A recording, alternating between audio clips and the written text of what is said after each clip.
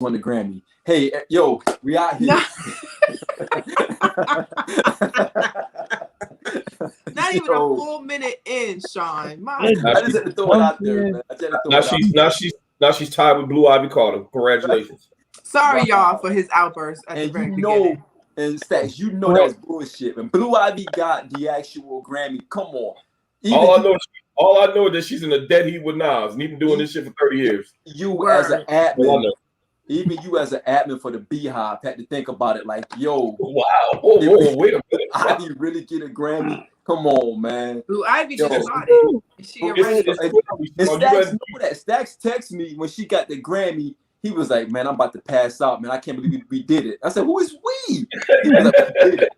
I'm like, yo. He was like, yo, man, I look at the Blue Ivy. I'm like, dude, you a grown man. You 40 plus while you look up the Blue Ivy. Hey, this dude hate the Carters like everybody hate the Royal family right now, man. No hateration in this dancery, Sean. Yo, man. I saw something today on Twitter that they're trying to do a GoFundMe for Meghan and Prince Harry. They're trying to like raise 1.2 million or whatever for them to keep their mansion. Like, wait, hold up. Are you trying to tell me they got to GoFundMe for a motherfucking prince? Yes. You got to GoFundMe for a motherfucking prince? Yes. A prince. A prince. A prince. I'm sure they got paid for that Oprah interview. I'm sure they got paid for that. Yeah, so they can use that money. Maybe they get a stimulus and they'll be all right to get a little apartment or somewhere. Yeah, he's gonna get a stimulus. Yo, we are back in full effect. Nas won the Grammy. Everything is right. We are out here. Oh my God. We are out here. Yo, my man Mark. Cuzzo, get your friend, please. Get him. I'm gonna let him have his day. Go ahead, bro. I mean, my man Mark got on early tonight. Yo, Mark was in here at 7:43 on the Dizzy. First time ever. You know what I'm saying? Yo, Mark is ready for tonight. Mark, he's our man. If he can do it, Merv can. Oh. Shots fired. Merv came on eating a fat burger. Yo, as soon as he came on backstage eating a fat burger. But we out here tonight. Shout out to you. Well, Sean, I try to be discreet about this shit, about my fat burger. So if you want to have jokes, then fuck you.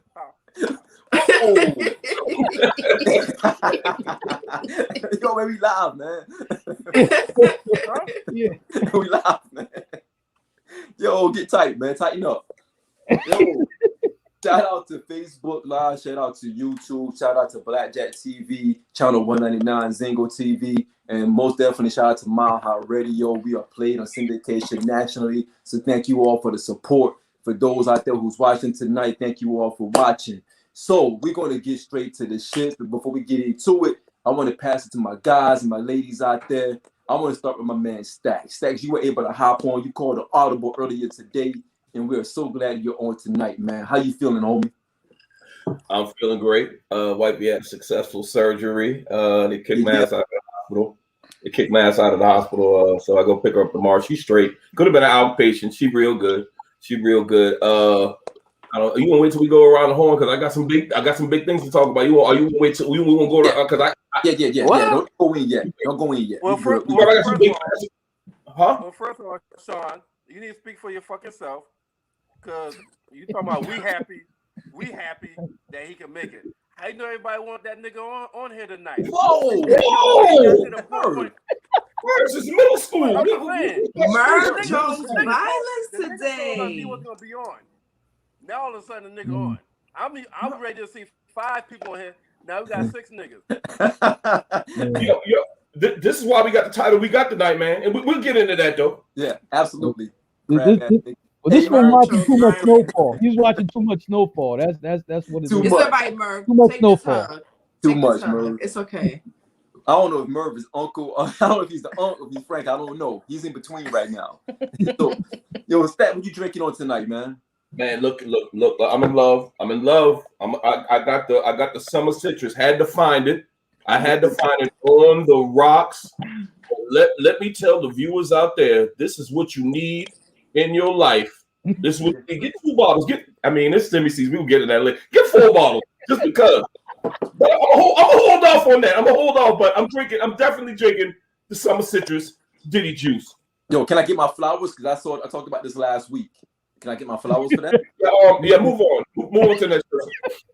Peace and love. Yo, Mark, how you doing out there, homie? I'm good, man. I'm good. You know what I'm saying? The tournament starts this week. For this week. Everybody knows, I understand my birthday is in July, but it might as well be in March because people can't even bother me when tournament's on. I don't care what's happening. Mark, my crib's on fire. Hey man, call 911. Don't call me. I'm watching the tournament. You know what I'm saying? I like now my nieces. That may be the only people that can get me away from that TV. Them and moms. But moms, would just slap me upside the head with a shoe or throw an iron at me or something. So that's different. But you know what I mean? For my nieces, that's it. Anybody else, leave me alone. This weekend, definitely leave me alone. Indeed. This is Mark season right here, March Madness. Is Dookie in the tournament, Mark? No, I didn't make it. Oh, okay. So make sure. Yo, Becca, the countdown commenced. We're getting closer and closer to that date. How y'all feeling out there? Doing good over here, dealing with some back pain, and I haven't been stimulated today, so. You dealing with back? You dealing with back pain because you about to get what? Do not get murdered. No, they're 2 different things. My back is hurting me, so I'll be a little stiff today, like a robot. And I also did not get my stimulus, so two different thoughts. I'm sorry, I should have put a period there. Huh? You need a stimulus to go to a chiropractor? Yeah, let me send you my Cash App. So you can stimulate. So you can send me some stimulus money. And Merv got that stimulus early. I gotta choose my words right with Merv because Merv chose violence. So I gotta be careful. I gotta be careful with the words. Yo, this said Merv got them crumbs in his beard. Hey, tell him that's them grays. But I am sipping on some very expensive Bartonora from Target. Okay. Shit. This was a whole $12.99. Wow. That is $8. Becca, that's $8 more than what Merv paid for his regular bottle. Yo, Merv. yo, speaking of cheap bottles, Merv, what you drinking on tonight? This is why I sell your fucking neck, Sean. This is the reason why I sell your fucking neck. Crabs in the barrel, man. God. What? Crabs in the barrel. Man, fuck a crab.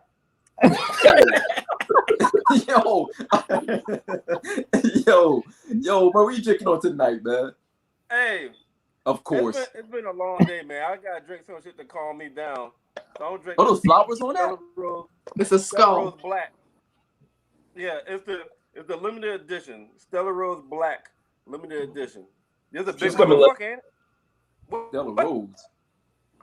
Men drink Stella Rose? Wine, motherfucker, Stella Rose. Oh, okay. I didn't know. I didn't know men drink Stella Rose. Honestly, I don't understand. All right. How does it taste? Hey, Sean. You got to get out that fucking that Queens run the money type mind frame, man. Niggas drink wine nowadays, man. You got to soften the fuck up, man. Everybody don't. Okay, man. We got you, Merv. Man, do clearly hostile tonight, man. Very. He's very toxic tonight. Yo, Sax, have you ever drunk Stella Rose wine before? No, I have testosterone, so no, I haven't drunk that before. Goodness. Yo, Mark, do y'all drink Stella Rose in Philly? I don't know what it is. Goodness, y'all. Oh man. My bad, Merv. My bad. Tina, did you drink Stella Rose? No. Wow. That's it.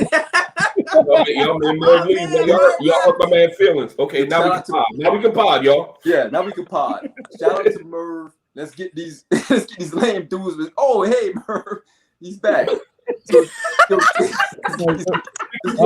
Stella Rose drinking dudes out of here. All right, go to Tina. Go to Tina. Hey, okay.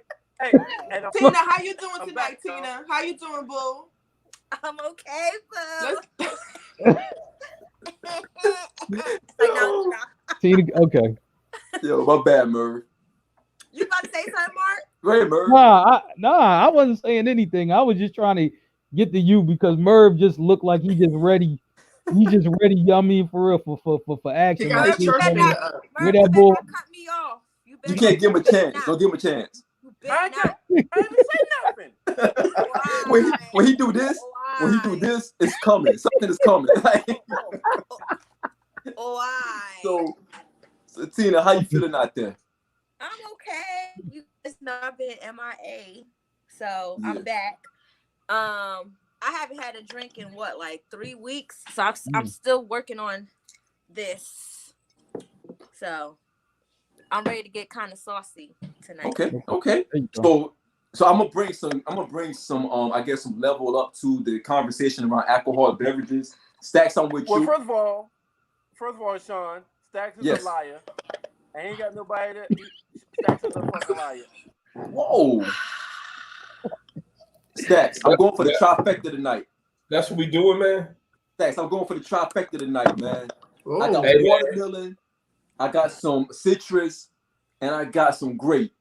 I'm gonna try all of them tonight at one time. So hey, Must if I be pass nice. out- Must be nice, Mark. Must be nice. 3 bottles. Yeah. Nice. Yo, Must be nice. I guess that beats my one. yo, yeah, that beats your age. Just go ahead and Level shit up. on my bar, Tenora. Okay. Yo, level up, everybody. Level up. Yo, real talk though, if I pass out around 8:30, 8:40, Stacks, take me off the screen. Yo, Ingrid, if you're watching, come and get me from downstairs and drag me upstairs and just tuck me nicely in the bed, and I'm good to go. So, yo, now we're out here. No, fall asleep on the porch like last time. There you go. Whoa, Wow. Shots fired. yo, relax. Hey, he's like Alton from Snowfall before he cleaned himself up. You just fall asleep on Just walking down the street for no reason. Yo, we are back out here. We got a good topic for the night. We got a lot of stuff we want to get into. I mean, there's a lot. We got stimmy season out there. Yo, don't call me a mess. Don't do that. Ingrid said you on your own, bro. Yeah, you might rock. She said not tonight. Yeah, I'm going to bed. How about that? I'm going to bed. Yo, you might rock, man. What you doing? You gotta hold me down. You know what I'm saying? That's that crab in the barrel stuff we talking about tonight. So you want to see me be great tonight. Yo, it's the one that's closest to you, Stacks. Yo, matter of fact, now that I'm thinking about it, she might have the stimmy in her account because we got the joint account. So she might. that might be Right, the so case. y'all can afford that ambulance Right. ride tonight. I know one thing. I bet not see some new shoes or some new stuff come up in this house in the next couple of days. Or we're gonna have a problem. We out here tonight. Yeah, get him, Ingrid. You know what I mean? All them shoes he got in the back, go ahead and get them. Right. You know what I mean? Exactly. Go ahead, get him. I better not see no new shoes, and he debuts a fresh pair of Jordans every week. Get out of here, man. Get him. You know what I'm saying? Ooh, worry about yourself. All right. Hey, I'll see y'all. I'll be back in about 30 minutes, y'all. Yo, we out here. My money's on Ingrid. No, please don't do that. Don't encourage her, please. Yo, we are out here. Let's get into the shits. I'm gonna go before we get into it. I'm gonna flip it to Stacks, Mark, and Becca, and I'm gonna sit back because Stacks had this shit on his chest for the past 2 weeks now. And he has some stuff he want to talk about. So, Stacks, before we get into our topics tonight, man, get it off your chest, man. Good grief, get it off your chest. Stimmy season 2021 is in full effect. Merry Christmas. It's Christmas in March, man. I see people out there living. Hey, Mark, like you say, you see people out there just doing their thing in Philly, like they buying up shit. Yeah. Hey, I love it.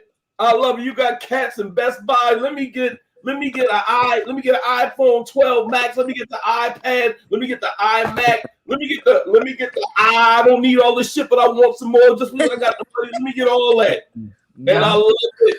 I love it. I like to see people out there shining.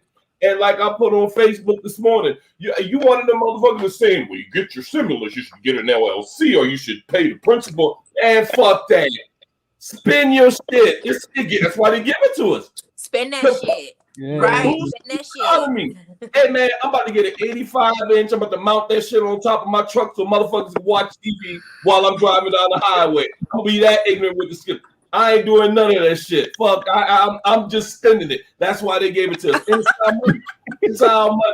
I'm trying to tell you, hey, you get a stimmy and you get a stimmy and you get a stimmy. I will post the fucking website so you can check on the status of your stimmy because it was pending earlier this week. It was pending, but the shit started dropping yesterday. And I know y'all see motherfuckers out there like spending unusual. Like you got, hey, go to Walmart right now. Flat screens all over the motherfucking place. All over the and place.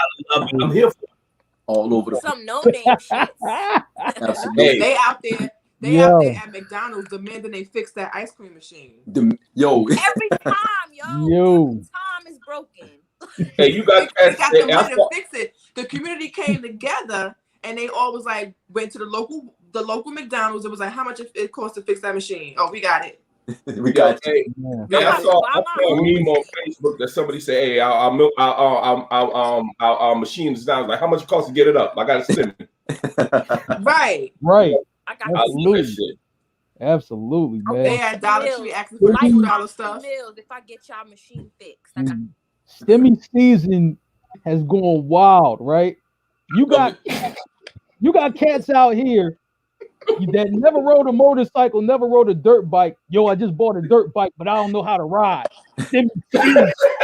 I'm like, all right. You know what I'm saying? I like, you can learn. I was like, man, listen, just let me park over here so you could crash into some other cars or whatever, you know. But I like, hey, man, do you, man. So I'm like, man, and I'm going to tell you, remember that, you know that saying, pay it forward? Well, Stimmy season has brought that to life.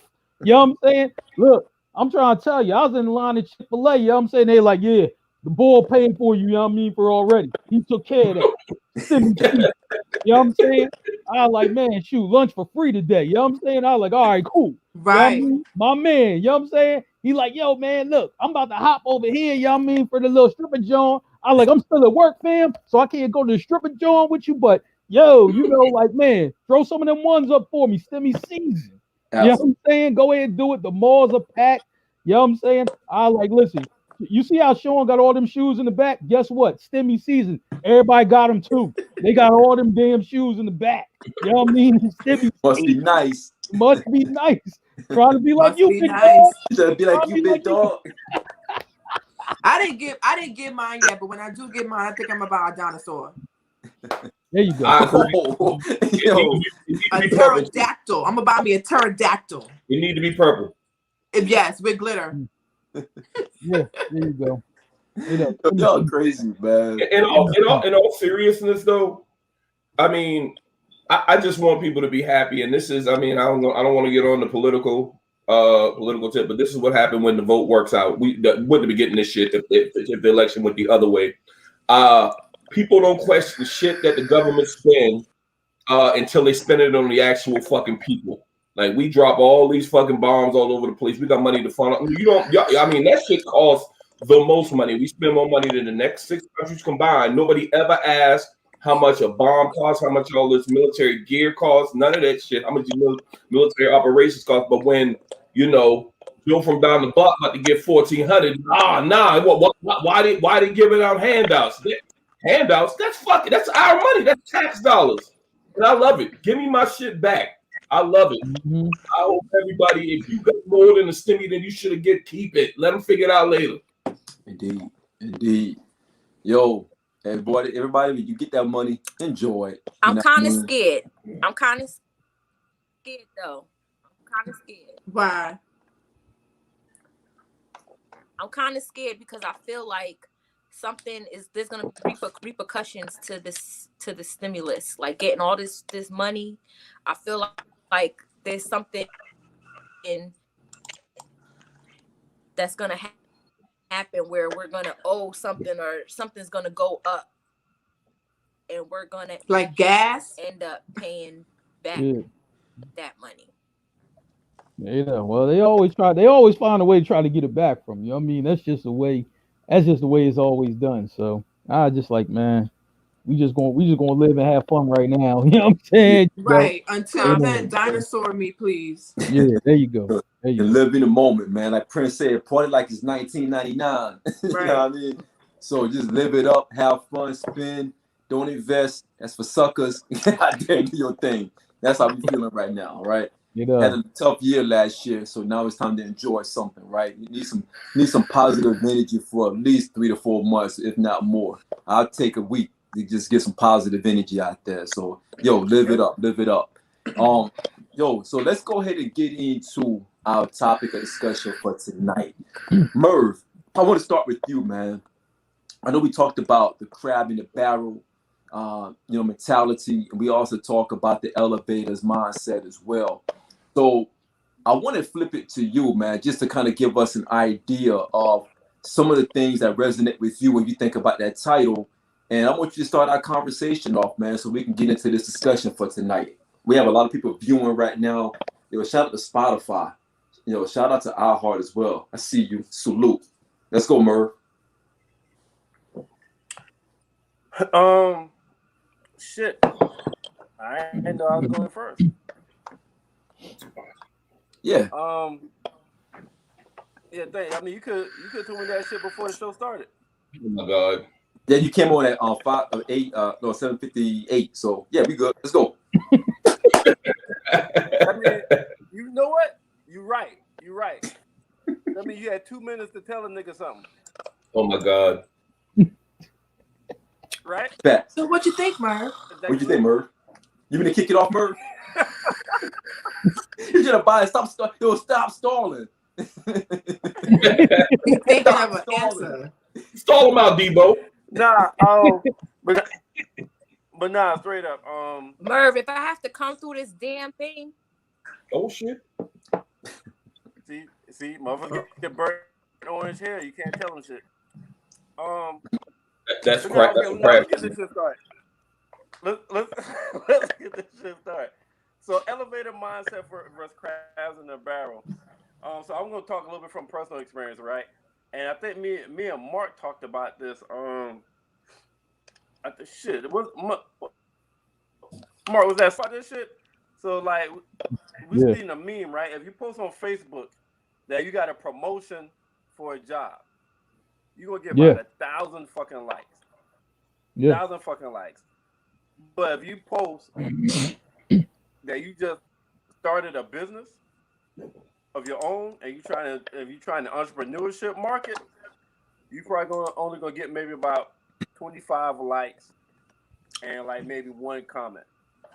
And Sean ain't gonna like this, but like Jay-Z made a comment, Jay-Z actually has a bar in one of his freestyles where he's talking about people is talking shit that they didn't want to make him rich by getting a account with Tidal, which is a music streaming account. But these same motherfuckers got all these accounts with Apple Music, Pandora, or you got paid for it. And one of the main things they said is, I'm not trying to make Jay-Z rich, but you okay making those other motherfuckers rich. And being more specific, a lot of times is black people saying, I ain't trying to make that brother rich. But then who owns Apple Music? Who owns Spotify? Who owns Tidal? And a lot of times it is that's a crabs in a barrel complex. So like I got insurance business, and over the Kyle just said he's already rich. Everybody, Apple Music, everybody else is already rich. But like, I got insurance business, and I've had it since 2012, and I could count on two hands as far as like the people that I know personally that's gotten a quote from me for insurance. So that's my personal experience. That's my personal experience. Well,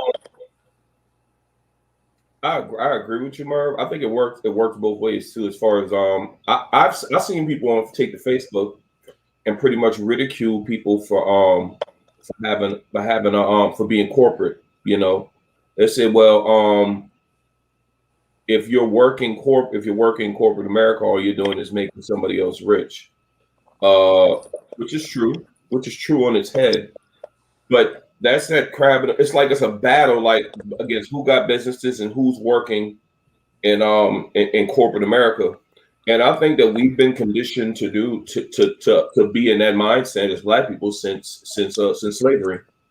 You know, with the colorism and with the, you know, even you can go back to the metaphorically, you can go back to big buck fighting. You know, they fighting to the death. So, you know, it's kill or be killed.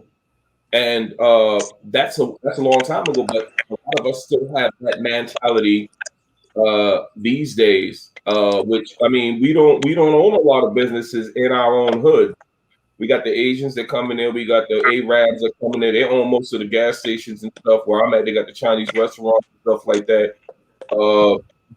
You got a couple of people that's up and coming that got where I'm from, got bars and businesses. I think it's slowly starting to change. But people still have that mentality of saying that I know him. If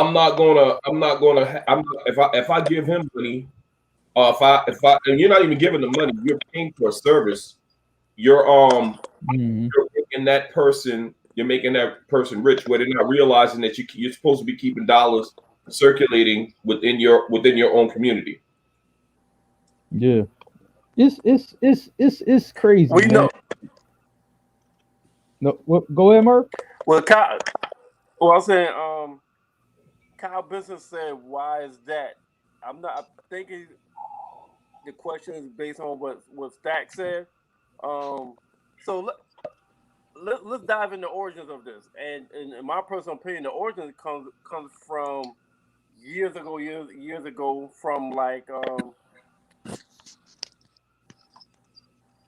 it goes back to, I know sometimes people don't like to talk about this, but it kind of goes to like back in when we was in slavery, when the Crabs in a Barrel was created. Because they were set up to where each Black person was kind of, I gotta survive. And for me to survive, if it takes me to telling on someone to make sure my family's straight or to make sure I'm straight, then that's the only way I know how. And it's been passed down generations to generations, where even today it's like we're in survival mode. And for me to survive is I can't help you get it because I'm trying to get it. And then once I get it, I don't even want to remember that I didn't have it. So once I get it, I'm gonna move out the hood. I'm gonna act like the hood never happened. But then we don't know how to reach back down and pull each other up. But the thing that's crazy to me is that why do people care about how you get your money? Like, I will never, ever, ever understand that. I'm like, listen, however you get it is how you get it. Just hopefully, you're not hurting or killing somebody to get it. You know what I'm saying? I can't really co-sign that. You know what I'm saying? Even though, I'm like, we all, kind of seen, that kind of stuff play out. I'm just saying, as being grown, I can't co-sign that. But why do people care how you get your money? You know what I'm saying? Long as you get it and you doing something, and you doing good, you happy doing what you're doing, I'm happy for you. You know what I'm saying? I want to see people win. You know what I'm saying? Like, man, if you're winning, that's a feel-good moment. You know what I'm saying? So if it's a feel-good moment, you know what I'm saying? It gives you energy, you know what I mean, to go and do some more shit. Like, so I just don't understand that mentality. Like, oh yeah, well, they got a business or they go to their job. I'm like, who cares? I'm just like, who cares? Go get your money, do what you got to do to make you, make yourself happy or whatever, right? I'm gonna say like this, right? Here's one thing that I've seen when the pandemic dropped, right? And it was you know how the airlines, like, all them prices went down, right? Because people wasn't, some people wasn't going to travel during the pandemic or whatever. Okay, I was one of them people, like, I ain't going nowhere. But I'm just saying, it was people who never been out the hood ever that got on a plane and they in Miami or they in, Puerto Rico or something like that. They've never been off the block. You know what I'm saying? But the airfare was so low, it was just like, yo, man, you can go to Puerto Rico for like $20, $30. I'm just like, yo, and them motherfuckers got on the plane.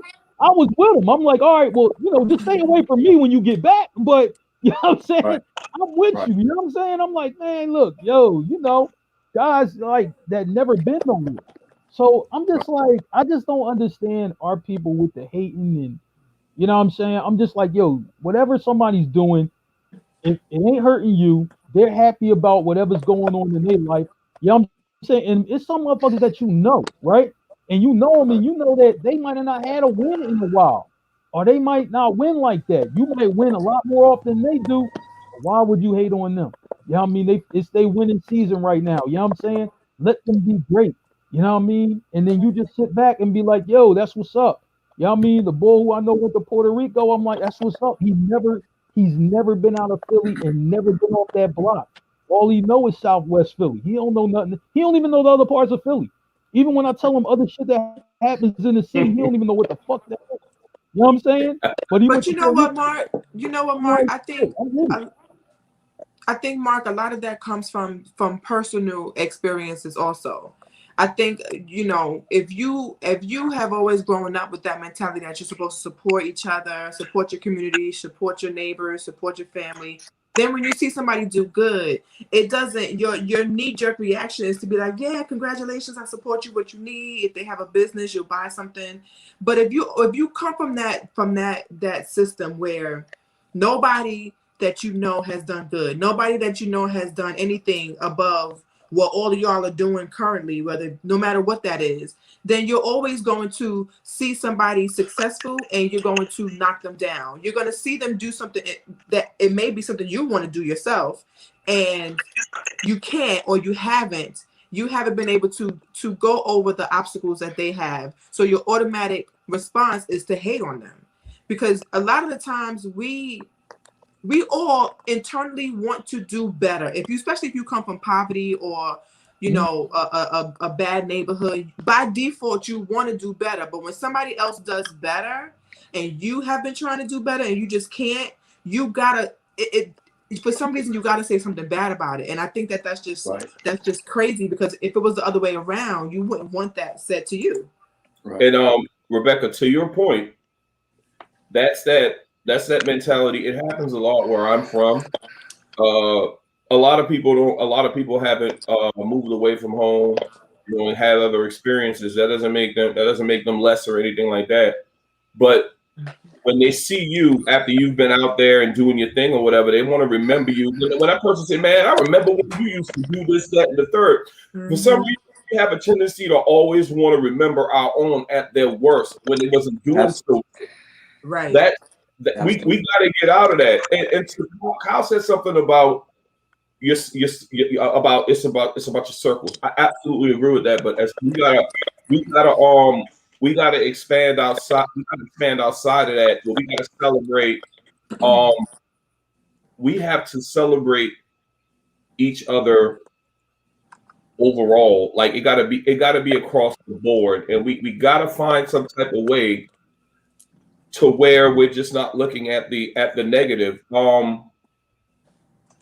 And that's challenging simply because some people just think that some people just feel like when some people win, they're losing, even though they ain't got nothing to do with them. I mean, that's a problem with that individual. That's some wild shit, but that's them feeling bad about them not being where they want to be. But at the same time, I'm not where I want to grow every fucking day. I want to get better every day, but I'm not going to look at somebody that's doing better than me and say, man, look at that motherfucker. He always talking shit on Facebook, talking about this, that, and third. What he doing? That's whack.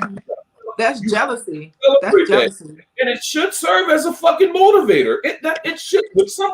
When somebody out there doing their thing, it should serve as more. Congratulate them and ask them, hey yo, put me on, man. How you getting it like that, man? Put me on instead of we joke about this shit, man. Like we joke about it. We've been joking about the last couple of days. Hey man, I see you out there, big homie. I'm trying to get it like you, man. You know, I see you just bought that damn new Benz. The next year's shit must be nice. Must be nice. That's all fucking hate, man. And that shit is ridiculous. Yo, let me say this. Let me say this to twist it a little bit. So I'm not a crab, but I've been crabbed. And I'm still being crabbed today. Okay. So I support anybody that come across me. There's people that have clothing lines. I've purchased multiple items, multiple t-shirts. I've worn it on the show. I reposted with, just a picture. I post that. And what's messed up is they know I do makeup. They don't repost. They don't post nothing. Even with people that that you're close to, like, why I gotta ask you to support me? Right. You're my friend. You're supposed to just do it. Like, don't sit here and congratulate me and say, "Oh, you dope," this, and the third behind closed doors. You won't even post my picture. You won't even like my picture. You won't even put up, "Oh, go hit up my friend. She a makeup artist." Like 2021, I said I'm not supporting people that don't support me no more. Right. Like, I'm done. I spent a lot of money and I'm not rich at all. Nowhere near it. I'm not even stable. You know what I'm saying? To sit there and be pouring out bread like I be pouring out bread to support other people. And I don't get that same support. Oh, you'll hear, "Oh, how much do you charge to do makeup?" "Oh, I charge $85. "Oh, silence. Complete silence. Y'all go to the Mac store to pay $50. Yeah. But they don't do half the shit I do. As a makeup artist. Mac will give you the bare minimum to do your face, and you have to purchase the products in order to even get your makeup done. You know what I'm saying? So I'm using that as an example, but it's like, yeah, you support, and you don't get the same love back. Eventually, you start feeling some kind of way, and it's not hate, but it's like, why should I go out my way to continue to support people that don't support me?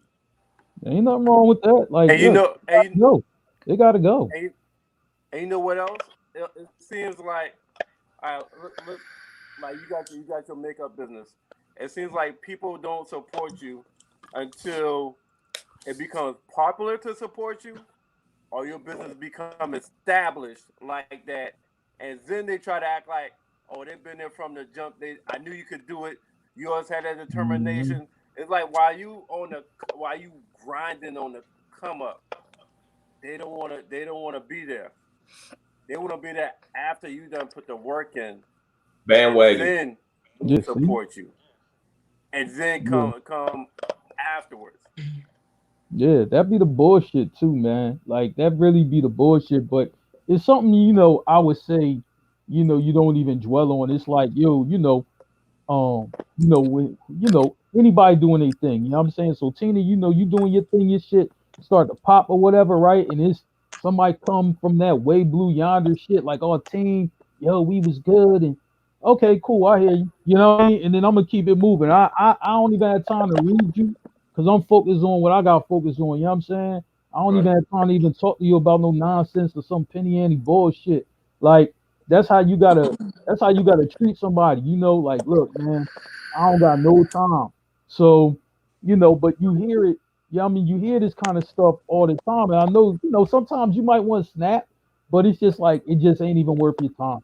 You know what I'm saying? And that's how I see it. Like, man, my young boy just, like I said this maybe a few days ago. My young boy just bought. Young boy got his first car, right? You know what I'm saying? I'm happy for him because I'm like, he just got his first car, and his first car was a lot nicer than my first car. You know what I'm saying? My shit was terrible, but his shit kind of nice. You know what I'm saying? Then it's just, you just see like guys like in his own family, hating like, "Oh, that shit is all right. I mean, blah, blah, blah." I'm like, that shit gonna be nice before the summer. You know what I mean? The fuck you talking about? You know what I'm saying? He's saving his money, and he's giving to me, you know what I'm saying? And I'm gonna make sure that he right on the street. So I just like, I need to go get you one. I like, "Oh, you don't got your license, right? Oh, okay. I didn't think so." You know what I'm saying? Don't talk about that, man. You know what I mean? When you're using your tokens to get on the bus and sneaking on the back door. You know what I mean? Ain't no conversation. You know, but sometimes I would just say like this, like sometimes you just gotta step over that shit and just be like, man, I ain't even gonna buy into that shit. Cause I bought into that shit plenty of times where it's like, yo, I had to read somebody, but you know what? My energy wasn't good after that. Like I didn't feel good after reading somebody. I still was mad. You know what I'm saying? So why am I giving my energy? You know what I mean? My good vibrations, you know what I mean, to something, that don't ain't even worth my time. So when you read somebody, you ain't happy, you still mad. So it's like a half hour later, you like, damn, I had to tell that motherfucker, blah, blah, blah, blah, blah, or whatever. So man, you might be eating some crab legs or some shrimp or whatever, and you ain't even enjoying it. You know what I'm saying? Eating the food, man, and shit. That's good food right there. You supposed to be happy eating that shit. Also to piggyback off of what Stacks said, Stacks was like, put me on. You know how much guts it takes to ask somebody to put you on? It takes a lot, especially if you have pride or anything like that. It still takes a lot to humble yourself and ask somebody to put you on. And you got people that can do it and they don't do it. And like Kyle said in the comments, they got to trust you, and we don't trust each other, and that's a huge issue. We don't trust each other, and that's why it's like, but it's like, why don't we trust each other? Like, tell me something that I don't know, because clearly, if we cool or we're friends, there's something that you're not telling me. Like, why? What makes you feel like you can't trust me to put me on, or are you for self, and you just want this for yourself? Like, well, it's like you just said, like Kyle said, it's definitely like you gotta make a business. I got insurance, lawn care, resume, travel agency business. But if I say it, it's gonna be like, are you telling the right thing? You try to kill me? But if a white person, Merv, I gotta really. And Merv, I got a sad story to tell you regarding that. When you get out of the military, when you get up in age and you start retiring from the military, you start working on your medical stuff to file for your disability. That's extra money. And some people got the cheat code to where you get the full amount. I was in the barbershop after I retired, and there was this cat bragging about him being 100%. That means he get the maximum amount, total, permanent, tax free. And I was like, yo, how you do that? This dude said, you got to do your research. You got to do your research. And I'm thinking to myself, what the fuck? Like, why are you telling us all this if you just can't, you can't sit down with me? You point me in the right direction of what I got to do. Rob, I got a call out the blue from a cat I used to work with my last duty station in Kansas City. He was like, hey, Brown, you did your military, you did your compensation yet for your disability? He was like, man, call this guy, he'll help you out. Both those cats was white. Mm-hmm. But Merv, I get down, Merv, every single veteran or retiree that I know, I called them and like, hey, call this dude, he'll put you on. And the bad thing about it, and it's not about, and I'm not trying to make it about race, but y'all don't think that's kind of funny?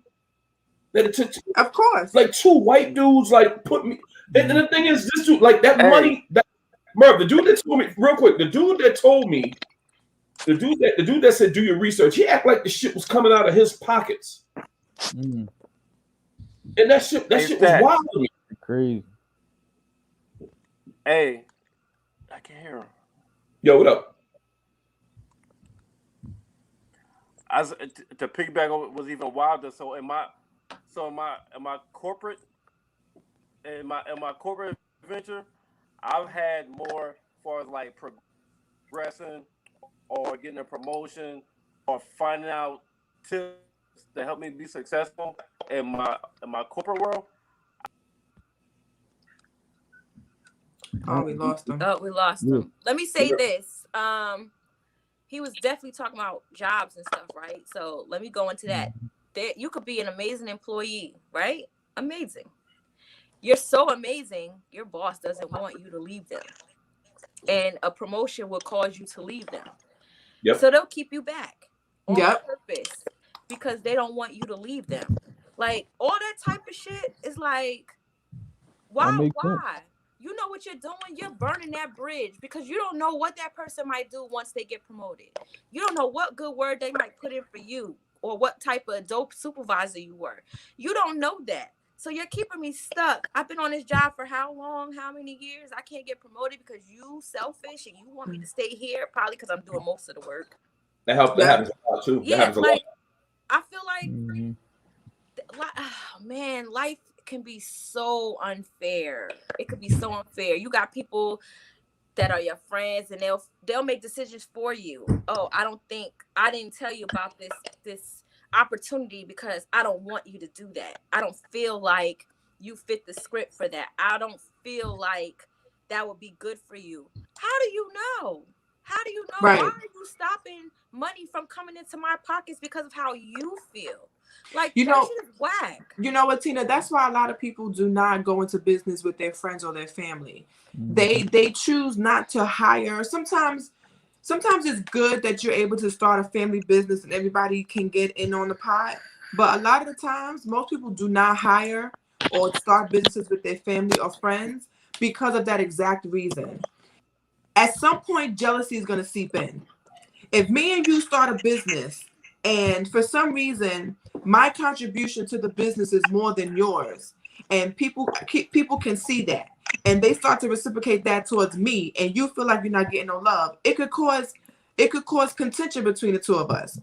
So now it's like, do we, and I saw this on another podcast, do we remain friends and separate the business? Does somebody have to leave in order for us to stay friends? Or do we forget the friendship, stick to the business, and then that's it? Like a lot of people, sometimes that relationship, one has to fail. It's really hard to do both. It's really hard to say, I'm going to open up a restaurant and hire my mother as the cook, right? And then one of those days, my mother don't feel like making steak. She made steak all week. She wants to make something else. But then we have a whole bunch of people that's coming in and it's steak night, and she don't feel like making no steak. Now, do I boss up on her because she's my mom and say, look, as the cook in this restaurant, you got to do what I say and that's on the menu? Or do I not do that because she's my mom and I don't want to yell at her and I don't want to be like that with her? So it's really hard to do that. So a lot of people do not do anything with their friends and family business-wise for that exact reason. So that way it doesn't end up ruining the friendship that they had or the relationship that they had prior to the business, because and most of the time it don't work. To go off of what you just said, honestly, if my mom was making steak all week and it's steak night, and she was really making steak all week, guess what I'm going to do? I'm going to get my ass back in that kitchen and I'm going to make them steaks. Because you got to have empathy sometimes, and it's okay to be a boss and also be an employee. Never forget where you started out from. Never forget where you came from and how you got to where you got. So it's okay to step down a little and get in the kitchen and cook some damn steak. And that's only because she has been doing this shit all week and something like that. She want to do something different. Sometimes as a boss, you got to be open-minded. You know what I'm saying? And there's people that's not like that. There's people that have these jobs and they're in high positions. They have no empathy. They have no humbleness. They forgot how they got to their position. You ain't just jump up into that boss position. You broke your back to get there. So then quick question. Let me pose this question then. Are we obligated to give back? I worked my ass off to get where I am, and do I have to give back to you?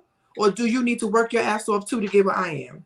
If I can help you get to where I am, I'm gonna do it. Yeah. If I can do it, I'm gonna help. It's people that can do it and they choose not to, and that's fucked up. I'm gonna say, like, you at least got to put the blueprint out there. This is just how I did it, right? This is what I did. You know what I mean, to get here. You know what I'm saying? My plan might not work for you, but at least I'm showing you, like, yo, this is how I did it, right? You know what I'm saying? You know, but you gotta show them, and if it's something you can put them on, you should put them on. You know what I mean? If it's something like, oh yeah, well, you know what? I see what you're doing, right? Yo, let me wire you to this guy over here. Because this guy, you know what I'm saying, he needs a person like you right now, right? I mean, why just sit on that and just be like, oh, I don't know. You know what I'm saying? That don't make any sense, man. But that's just some hating ass shit. You know what I mean? Like, yo, why would you stick something in your back pocket if you know it can help the next, you know what I mean, the next person?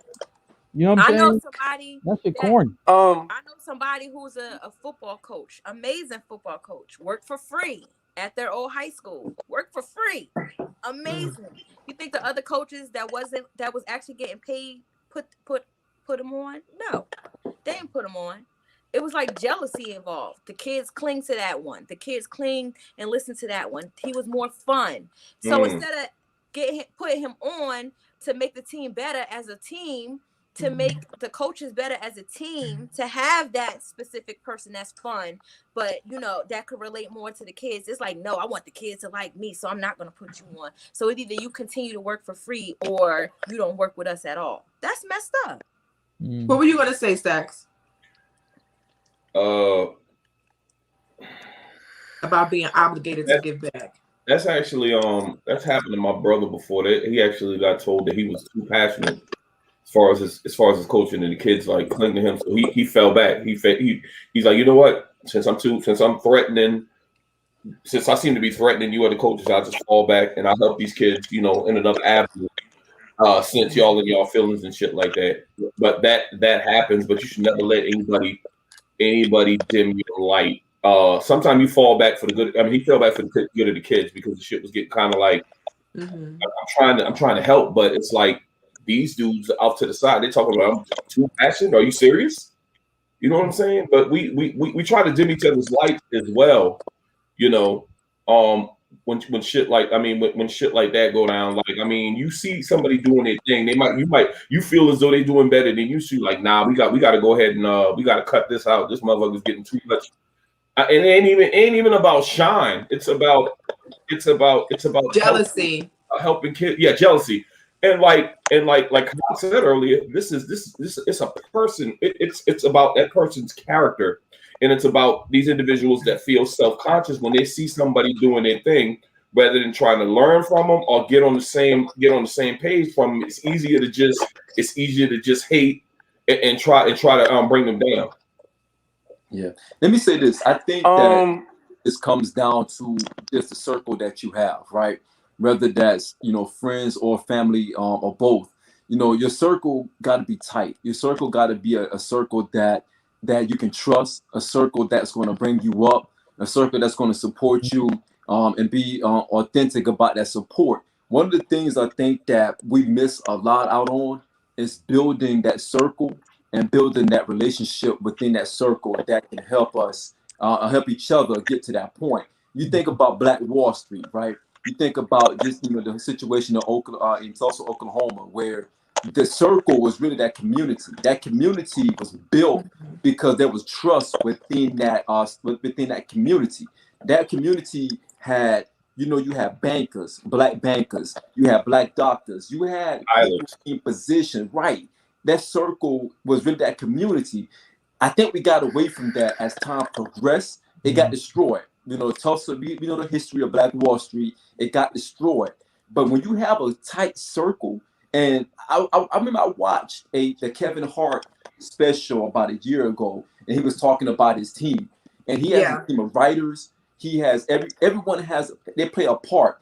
And I'll be honest, watching that inspired me to even talk about doing like the podcast thing. But I knew, and everybody in his team is a friend from his childhood. Right. It was organic. It was authentic. They could argue, but they all came back in brotherly love. I think even him and his trainer got into a fight, and they still hugged it out, and they still kept getting the money together. But they supported him, and they knew that he was the face of the Kevin Hart brand because he was the voice, and he was he had the character and the charisma, and no one really they didn't get jealous. When jealousy comes into play, that's when everything is compromised. Because now that person that you think is championing you, they kind of want to be in your position, but they don't know how to process that. You know what I mean? So that's why they don't want to see you win. You know what I mean? And I think you got to get the crabs out of your circle, and they'll show their faces. They show it to you. You may look at it different, but they show it to you in a different way. You know what I'm saying? Let me tell you something. I'm not in that position yet, but I pray on it that I will be. But I'm a motherfucking elevator. You understand me? Because if I level up, I'm bringing everybody I love fucking with me. You understand? And even Right. if I don't know you and I feel like you got talent, I'm bringing you with me. Period. So then, Tina, what happens in those situations where you bring your family with you, right? Like, let's go back to the Kevin Hart that Sean mentioned.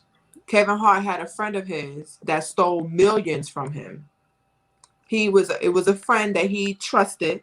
He had that same mentality that you did. I'm gonna bring whoever's with me up. I'm gonna make sure that they all come up as long as I come up. And just like Kyle mentioned, his team is tight and everybody plays a part. But there was one person on Kevin Hart's team that was not playing a part and stole millions from him. So that is one of the reasons why people will say, you know what, I'm not gonna hire my friends or family for that. So in that situation, when that person gets burned in that way, do we then now understand why some people will just be like, let me not even put myself in that position at all? Because you got to have somebody you trust, whether it's a family or somebody you hired. Because it's really hard when you are the brand, everybody behind you, everything that they do falls on you because you are the brand and the face. So what about that situation where Kevin Hart trusted somebody and that person took millions from him, so much to the point where it became they had to go to court to get all of that back. Then what? Well, me personally, I mean, Beck, I'm gonna be biased on this answer because guess what? It's only me, my mother, and my motherfucking father. And shit, anybody outside of that is probably my mom's side of the family. And that's it. Like, as far as family go, that's who I rock with. Do I have more? Yes. Do they rock with me like that? No. And I don't care. And I'm glad that my circle with my family is small. Makes it better for me. Fuck it. Yeah. You know what I'm saying? But if I had a friend, because I do rock with my friends right now, and for a long time, I trust my friends wholeheartedly. The ones that's still here 20 years plus, shout out to my lullas. Like, we go hard on the paint when we get mad at each other. But as far as trust, that has never been broken as yet within over 20 years. The trust part, never been fucked with. But not talking about them, I do have friends that I've known later on or whatever. But if that happens, like what you said or whatever, I'm going to deal with that. And it might break our friendship. And okay. And it's going to be easy for me. I'm going to be hurt. But it's going to be easy for me to let you go because you broke that trust of me trusting. You stole from me. Like, really? You stole from me. You ain't call me a bitch. We ain't get into an argument. You stole money from me. You hurt me financially, which is to help you or help other people, and you took that away from me. I cut you off. I'm black and white. Peace. Now, moving forward, after I cut you off, even if I probably forgive you later on in life, because sometimes you feel a conviction and you forgive, I still don't got to rock with you like that. I could love you from afar. Moving forward, will I be more careful? Yes. But will I still be open to allowing friends to be in the business? Yes. And that's just me. That's my humbleness in my heart. I can't speak for nobody else. That's just the way I'm built. And it's kind of a gift and a curse to be so humble and loving. It's kind of a gift and a curse to have so much empathy, because I always think, what would I do? What would I do? Put myself in your shoes. That's me. And sometimes it comes off as a sucker move, but at the end of the day, I can only say this, Becca: God got me, and whatever I go through, I'm praying that He get me out of it, and that's it. I think to your point, I think you got to be selective when it comes to family. Becca, we had an hour conversation the other day, and we talked about some intimate family things. You gotta be selective. They got that term, all blood ain't family, all family ain't blood. And that goes along with trust. It's like it's some family that you simply can't bring along with you. I mean, and that might sound harsh or whatever. I hear people say family first, family over everything. Stick in some, because some family members just you just can't deal with them, or whether it comes to business or generally. So you got to be selective. Like you know how we rock, Rebecca. Our family, we real tight knit. But at the same time, everybody can't be in the cipher. It's just that simple to me. And which I mean, the thing is, the people that are like-minded, that are in your family, you understand. That's all I got to say on that. I think Stacks at that point, and again, I don't want to go down this rabbit hole. I don't want to go too deep into this, but I think the Black or the African diaspora plays a part in that, because if you think about the segregation within our own in our own bloodline, especially in families, right?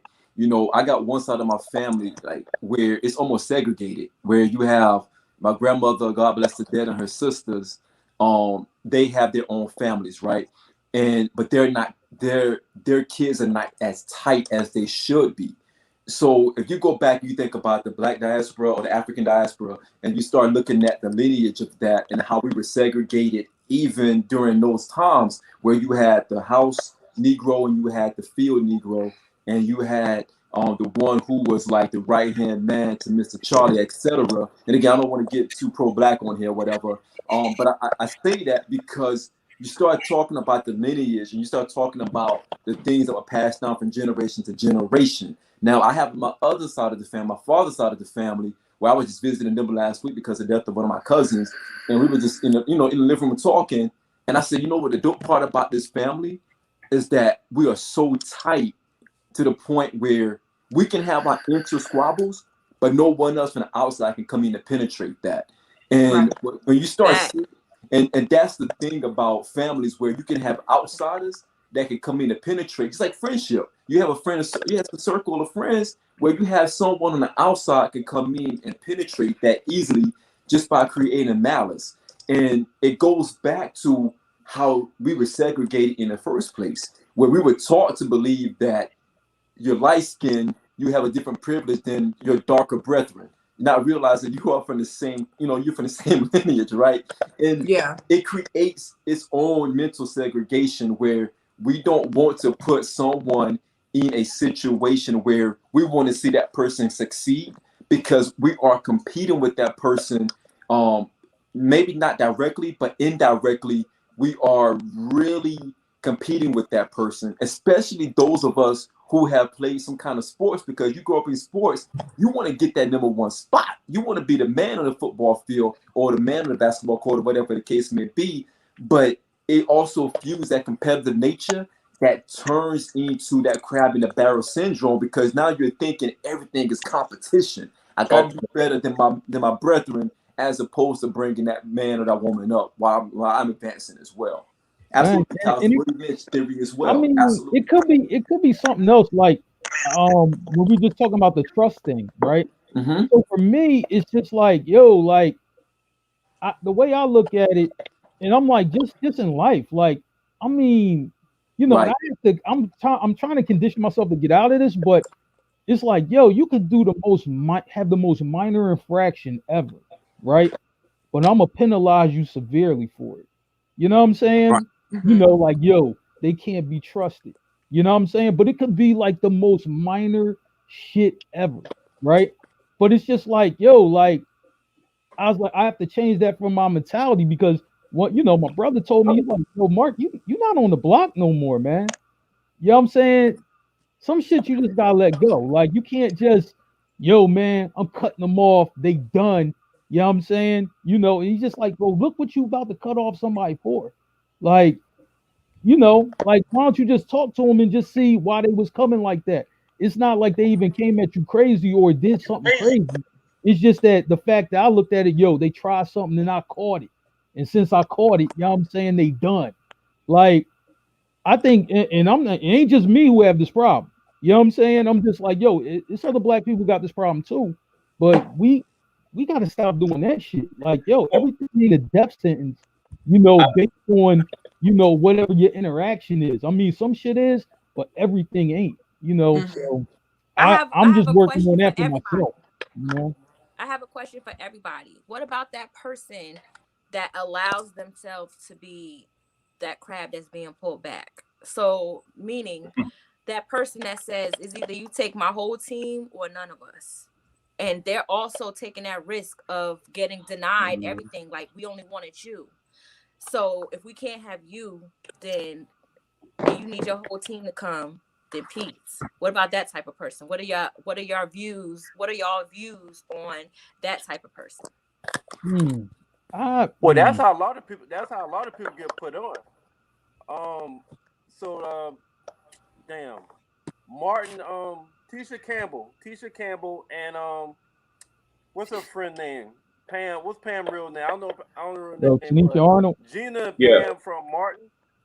Tisha Arnold. So they've been friends before they got in acting, and they made a pact with one another that whoever gets put on will bring the other one on. I can't remember which one got put on first. I think it might have been Pam, but she almost made it mandatory, demanded that, okay, if I'm coming, I gotta bring such and such, and that's how both of them got made a pact. Whoever get on first. Yeah, Yo, he be making he some was really saying- good Yo, but points. listen. And then he be Yeah, he on. was what he was basically saying. He was basically saying about Tashina Arnold, Gina and Pam, and also included in that is Martin and Kid and Play. They had all known each other prior to becoming famous actors, and they had all wanted to do the same thing, and they made that agreement that when one of us, you know, do something, we got to bring the rest of it, which is why you see in the beginning of their careers, a lot of them did movies together.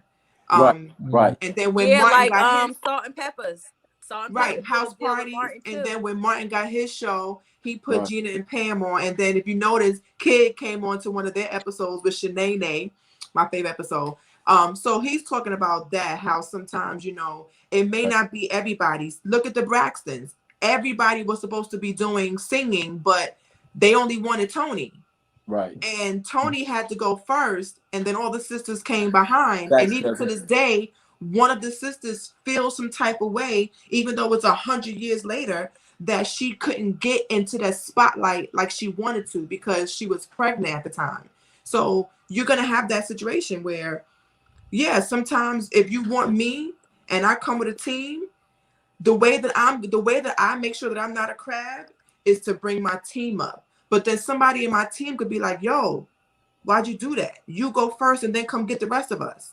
Yeah. So it could really, I think it's situational. Some people wouldn't mind the person going first. And then others would be like, yo, it was supposed to be all of us. But you know what? Nelly, you know the rapper Nelly did that as well. He was offered the opportunity not to say Lunatics, but he damn sure went back and got his team. But you know what, Becca? You know, the same thing happened with LeBron James. You know, he went first and then put, you know what I'm saying? You know, his guys, you know, were studying and like, yo, how can we do this? How can we do that? Right. And then guys got different internships, went back to college and things like that. And now they all, you know, on at the top, you know what I'm saying? Where, you know, they're all executives, they all run companies and everything like that, you know. But I'm like, man, you know, like I think when you have a team, right? Yeah, I'm saying the mindset has to be the same, right? And then also, if you're the leader of the team, you got to be able to identify the talent in the, you know, in the work ethic of your team. If you can't do that, then you're not an effective leader anyway. You know what I'm saying? Because you got to be able to do that where it's like, yo, okay, they good at this and they're good at that, or they want to study this or they want to study that. How can I get?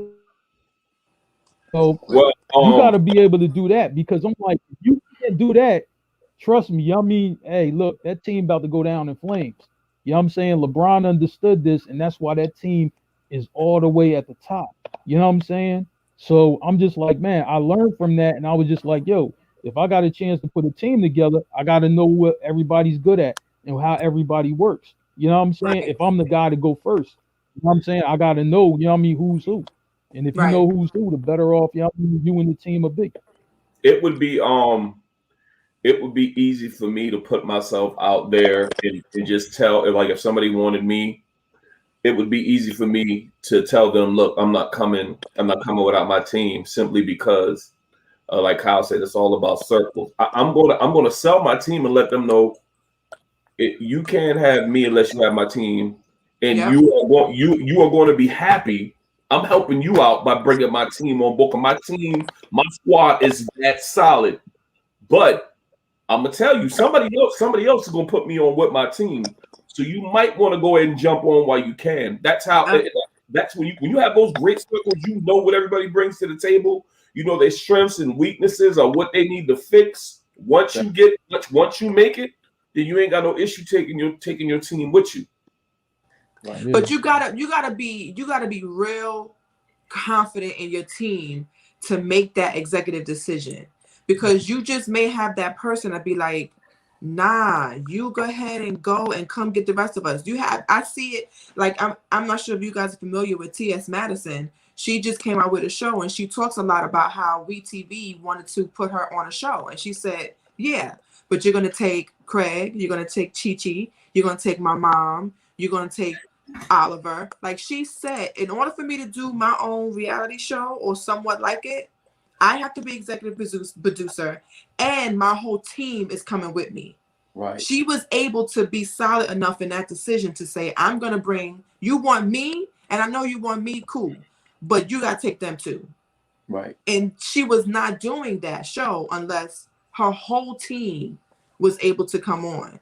And when she was given the okay, they were like, okay, come on, we'll do it. Other than that, she would have not done that show if her team was not part of the plan. So see, to piggyback real quick off what Becca said, real quick, Stacks, to piggyback off of what Becca just said, that shit is so true. But that also brings into what Kyle said, trust. So the only way you're going to speak strong for your team is if you trust them wholeheartedly. You know what I'm saying? And when you could trust your team wholeheartedly, you come with that confidence. Like, yeah, this is what it is. And sometimes they go off of, some people can read you. You know what I'm saying? They can read your body language. They can read your aura. They know when you have doubt. When you come strong like that, it's like, damn, we got to trust this person. Look how strong they coming. Like, this is what it is. This is my team and what? You know what I'm saying? Right.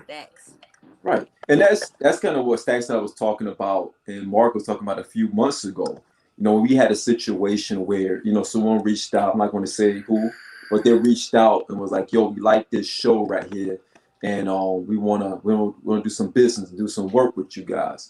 And I'm like, yo, so you talking about all the shows? I'm like, nah, we talking about this one. And my simple reply was like, nah, it's a package, it's a bundle. Right. You know what I mean? We're not going to move like that. We're not going to split up the unit just because. And I snapshot the conversation and sent to the Stacks and Mark and was like, yo, we move as a unit, baby. If they can't have all, we're not giving them one. It doesn't work that way. And I say that we like woo. He said we like woo. Yeah, we like woo. Like you gotta, hey, it's a deal. You know what I mean? We gotta take the whole clan. You know what I mean? And come all. Right. If you're gonna take one, everyone gotta go. Everyone gotta come along for the ride, not just one person, because it doesn't work without the other. You know, and I said that from the beginning, like we all support each other in a different way that it really, they on the outside, no one can understand that. You feel me? No one can understand it on the outside, because for those of you who know me, I'm an introvert to the heart. Like this shit is exhausting when I'm on this shit. When I'm done, I'm exhausted, because as an introvert, you exude so much energy to try to not be an introvert on camera and all that good stuff. But I told all of you, it's like, yo, y'all don't understand what y'all doing to help this thing push forward. You know what I mean? And we always champion each other behind the scenes. And that's what I wanted those guys who were coming at us at that time to know, like, look, you're not taking just one piece, you're taking all, because we all work together as one unit. When we come together, it's like Voltron or Wu-Tang, and we're going to move together as a solid unit. And I think, and again, we haven't really, us right now, excluding Murph, because he has some technical difficulties, our palms have never met. You dig? Like, we've never shake hands before. We never bumped fists before, but we connected and it makes sense. You know what I mean? And just the fact that we connected, and that story is going to come one day as well. It shows that it can happen from an organic space where you don't have to raise up with someone or be in the same circle for years to build the bond in a short time. Because again, like Tina said, you can use that energy to say, look, we got some good energy, some good chemistry together as a unit. Yeah. We don't want to break that shit up regardless. You feel me? Mm-hmm. And I think that's something that when you find real people, when you find people that's authentic, that doesn't have a hidden agenda, it makes it that much more comfortable and that much more easier to have the gall to say, look, I know our shit ain't on yet and we're going to get there, but I'm confident enough to say, I got Tina, I got Becca, I got Mark, I got Stacks, I got Merv. If you don't want them, you can't have any of this. No matter where we are, we're not getting a bag right now, but you're not going to get a bag off the strength of one individual, and everybody can get the bag at the same time. Absolutely. And that's the shit that we have to start implementing as a unit and as a community, because we allow people to come and break up the fraction and create division without even knowing it. And that's where that crab in the barrel mentality come, because you got someone in your ear telling you, yo, you can be better, or you can do this, or you can do that. That's how some of the best R&B groups break up. You know what I'm saying? So let me ask you a question. Let me ask you a question. I'm going to put a question on the screen. What's better for business, the elevator mentality or the crab mentality? Becca, you out here playing devil's advocate. Playing games right now. Becca, I'm be honest, the crab mentality in the corporate America is like really one of the only ways for someone to excel in corporate America, right? But let me say this, the elevator mentality is more of a moral compass, right? And if you believe in, you know, again, I live by faith, and if you believe by that, it's going to come back to you 10 times fold. But in corporate America, the crab mentality is what champions those who get to a different level. And I say that because I say that to say this. I'm not trying to cap or trying to front out here to act like I'm just, you know, this big guy or whatever.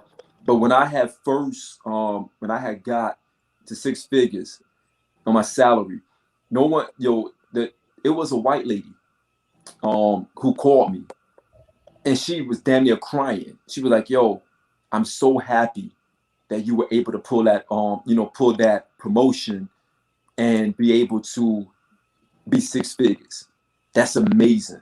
And I'm happy for you, because I remember when I got 6 figures and I was happy. And she was like, I know you can do more. So I'm sitting back waiting for your journey to continue. You know what I mean? This was from a white woman, right? I had a black dude who was a VP, and he was like, yeah, you're doing good, man. You're selling pretty fast. Keep it going. Keep it going. Like what was that? You know, and this is corporate America. And you could tell he wasn't genuine. What's that? He wasn't genuine saying it to you like that. Right, because he wanted to be the only one of our hue to be in that position to cross over the 6 figures. And the reason why I say that is because corporate America is grindy. You know what I mean? It forces you. I did not realize that until I got into corporate America after, my retirement and everything. And even in the military, Stacks, you was on recruiting duty. Recruiting duty in the military is corporate America, because the crab in the barrel syndrome happens so quick because you got to recruit so many people. Shit like the mafia. It's like the mafia. You have to get the shit on your partner to get your mission, so you don't get shitted on by the higher ups. So Becca, this is a tough one. I appreciate you. I appreciate you, but stop playing tonight. Yo, don't put this one up. Man, I'll say like this, because I think what Sean said with the crab in the barrel mentality, right? Especially when you're in corporate America, it's just like, listen, these ain't my guys, these ain't my friends, right? Like, I was just like, I'm here to do a job, you know what I'm saying? And that, when you're in that environment, right? Especially if you're like in a toxic environment, which, when I was, dealing with the sneaker companies, that was toxic, you know what I'm saying? And my job, was to be like, look, steer these kids to the schools we want them to go to, right? That was the, I don't care how you do it. I don't care, if you plucking kids from other teams. You know what I'm saying? Like, look, so it was guys who I met who were cool, right? Like they were, they were cool. You know what I'm saying? Like, yo, we black, we both around the same age. You know what I mean? We love our families, all of that. You know what I'm saying? But it's just like, man, when you in it, it's just like, damn, you know what I mean? That's cold. You know what I'm saying? Like, man, there's people, who I did. I guess, you could call it doing them dirty, but it's just like, yo, my mandate was from my job. Facts. You know what I'm saying? I'm like, look, I got to do what I got to do. You know what I mean? Like, yo, if I caught players from your team I just caught you slipping. You know what I'm saying? You know, but that took a toll on me after a while because it's just like, yo, like, you know, like this don't even feel right. You know what I mean? For my, like, I'm going to sleep and I don't even feel right. Like, you know, so I knew it wasn't right. So I knew I had to get out of there because I'm like, this is messing with me personally. You know what I'm saying? Because I'm right, like, and it's yo, also people like Mark just said, it's people that see they humble. They can't deal with that. They're not going to deal with that that type of conviction because in their heart they humble. They know what's right. They know what's wrong. But you got people that's like, all right, fuck it, whatever they say, whatever the man said.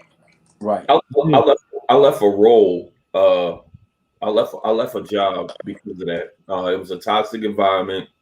I was supervising temps, and the company that we were the customer that we were giving these temps to, they were just it's just unethical. And these temps are our employees, so they shitting on these low wage workers and shit like that, and I wasn't with it.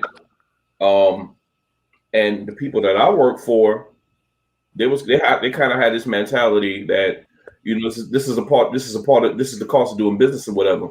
Right. But much like Mark said, when you're guided by principle, it's just some shit that's not going to sit right with you. Even if you get in the bag, even if you got the potential to get a bigger bag, it's just not going to sit right with you when you're guided by principle.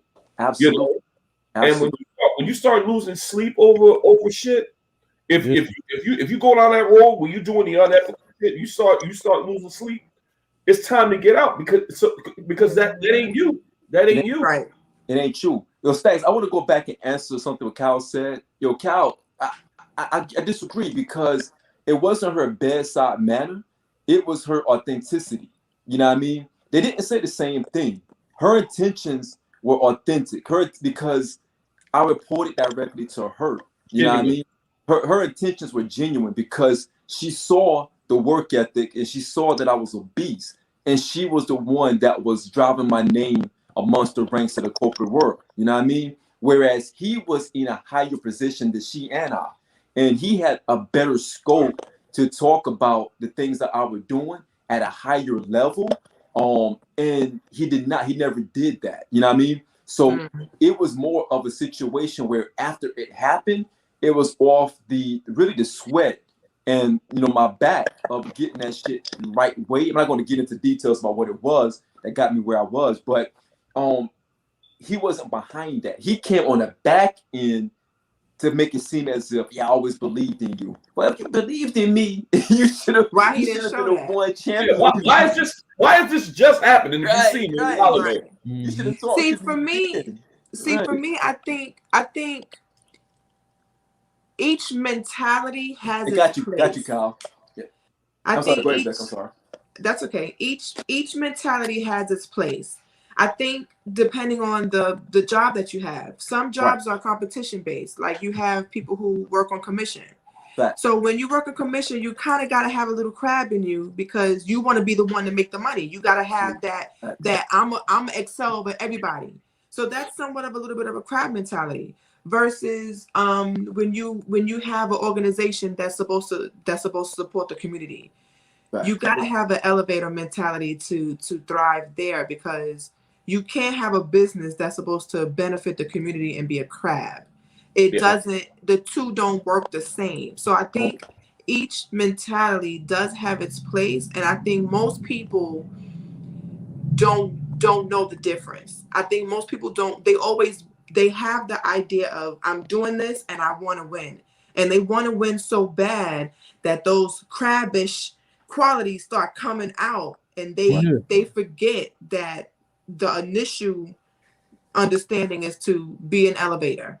A lot of the times you have people who will just show up when it's time for the shine, but they didn't do any work. Like back in school, we all had a situation where we had a group project and there was one person in the group that ain't do no work. Y'all got an A and that person sat back and was like, oh yeah, my group got an A.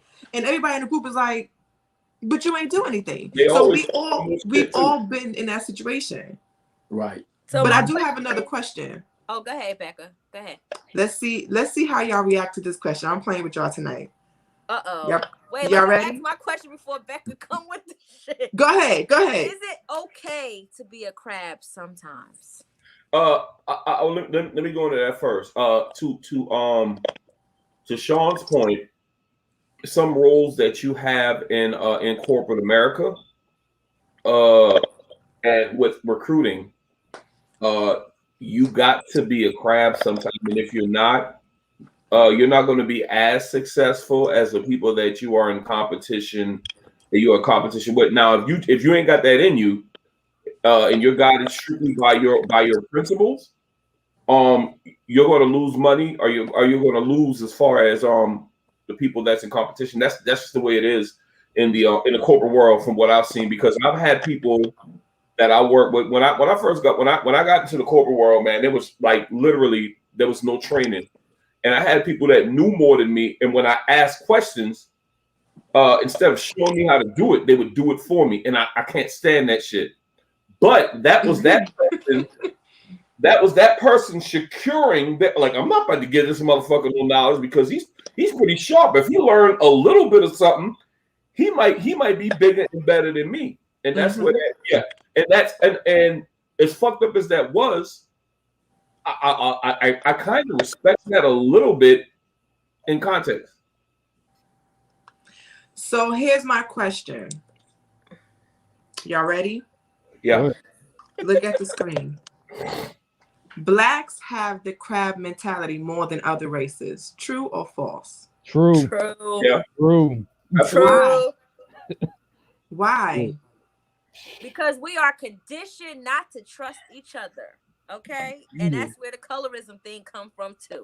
You know, you got the slaves that was in the house. Got the house slave light skin. You got the field slave dark skin. We are conditioned not to trust each other. We are conditioned to trust the white man before we trust each other, and we know it. That's the crazy part. We know it, and we still not trying to uncondition ourselves. And why? And a reason is because sometimes, Becca, that shit is true. You can't trust the motherfucker. Becca, why the poppy store got white tees for $5 and you selling them for $25? It's like our own people be trying to rob us. Like, are you serious? Like, yes. I want to support you. Right. Yes. I want to support you, but your prices is it's ridiculous. But Becca, I still struggle with this because it's like, you know, the way I look at it, I'm just like, listen, you know, like, man, you ain't my people. You wasn't on the block with me. You ain't remember, you wasn't there for them times. So it's just like, you know, like, listen, you know, like, we in business. If I get a chance to cut you down, I'm gonna cut you the fuck down. Like, you know what I'm saying? Like, wow. You know, instead of just being like, yo, you know what? I don't know this guy, but he seems like a good brother. Maybe we could work together instead of, you know what I'm saying? Well, he ain't part of my team. Like, it don't have to be like that. You know what I'm saying? And it's just like, I think that's just a defense mechanism because the people, that you came up with, it's like, yo, you know them, they know you, you know how that's rocking. This other guy over here, he seemed cool, but I'm like, man, I'm gonna get him before you get me. And you got to get out of that mentality, because everybody's not out there really to try to get you. So, you know what I'm saying? I'm like, if they cool, and it's like, man, I'm glad that we kind of do this podcast because I'm just like, yo, you some cool people. I ain't rock with them or whatever. They ain't grow up with me. You know what I'm saying? But something about them, say they cool. They cool in my book, so they cool, man. So I don't have to go at them like that. You know what I'm saying? Because they ain't come at me like that.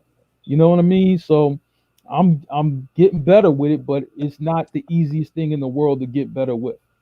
And I here's the thing, Becca. I see that shit all the time. That shit could be you come out with especially amongst women. Yes, you come out with a boutique instead of y'all cutthroat boutique or getting on board with you, and we grow together. It's Becca got a boutique. Well, let me go get a boutique too. So now we each other's competition rather than supporting each other. You making shirts? Oh, let me go make my own shirts. It's like crazy. Now it's like I got like 20 people to support because everybody got a t-shirt thing going on. What the fuck? Like, buying all y'all t-shirts, you know what I'm saying? And like, buying all y'all t-shirts. Hey, it's like Merv. It's like Merv said earlier, and I'm not going to give Krabs an out, but sometimes we are always in survival mode. There was a scene I like I like Roots. There was a scene where Kunta, he ran away numerous times, as we always know, but he was looking for Fanta. They both got stolen in Africa, and they went to different plantations. He was looking for Fanta, and he went to this plantation where he thought Fanta was, and he was hiding in this barn. There was an old black dude, and he was like, hey, is there a girl here named Fanta?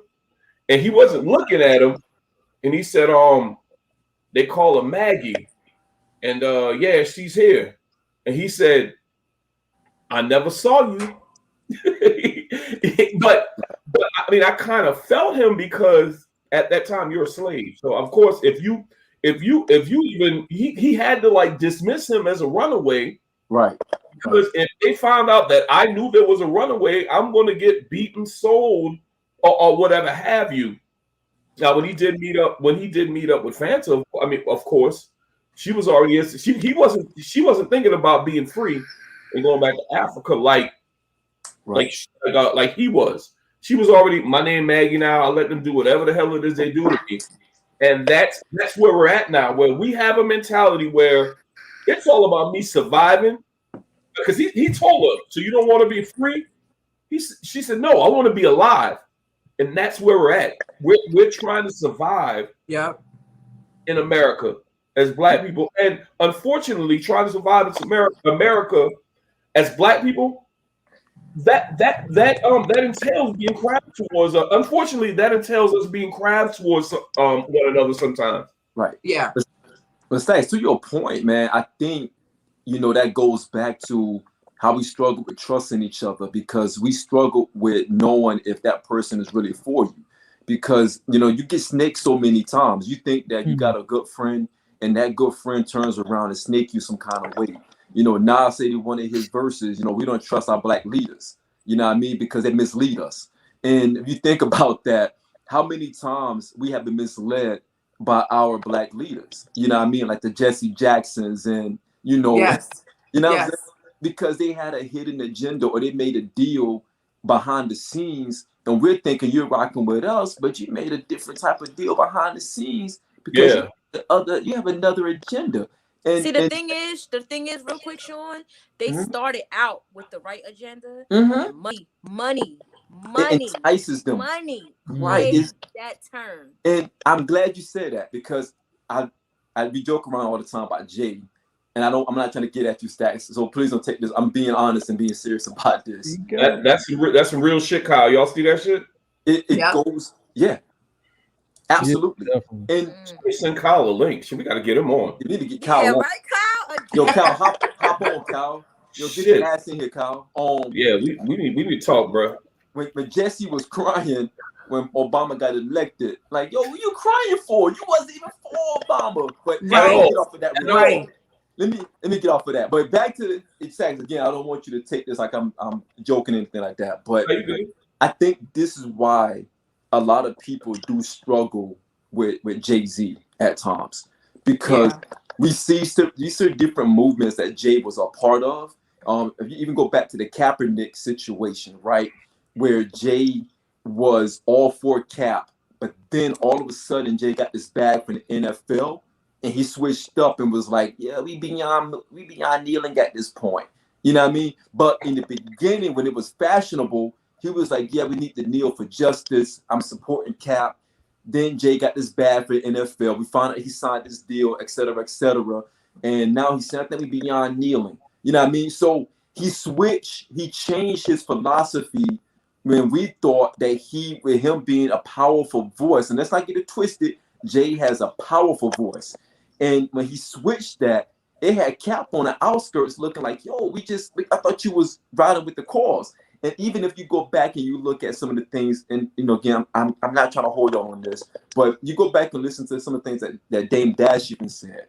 Like, yo, he said I was in Def Jam beating on the desk. I was throwing stuff at the execs at Def Jam trying to get the Rockefeller imprint going.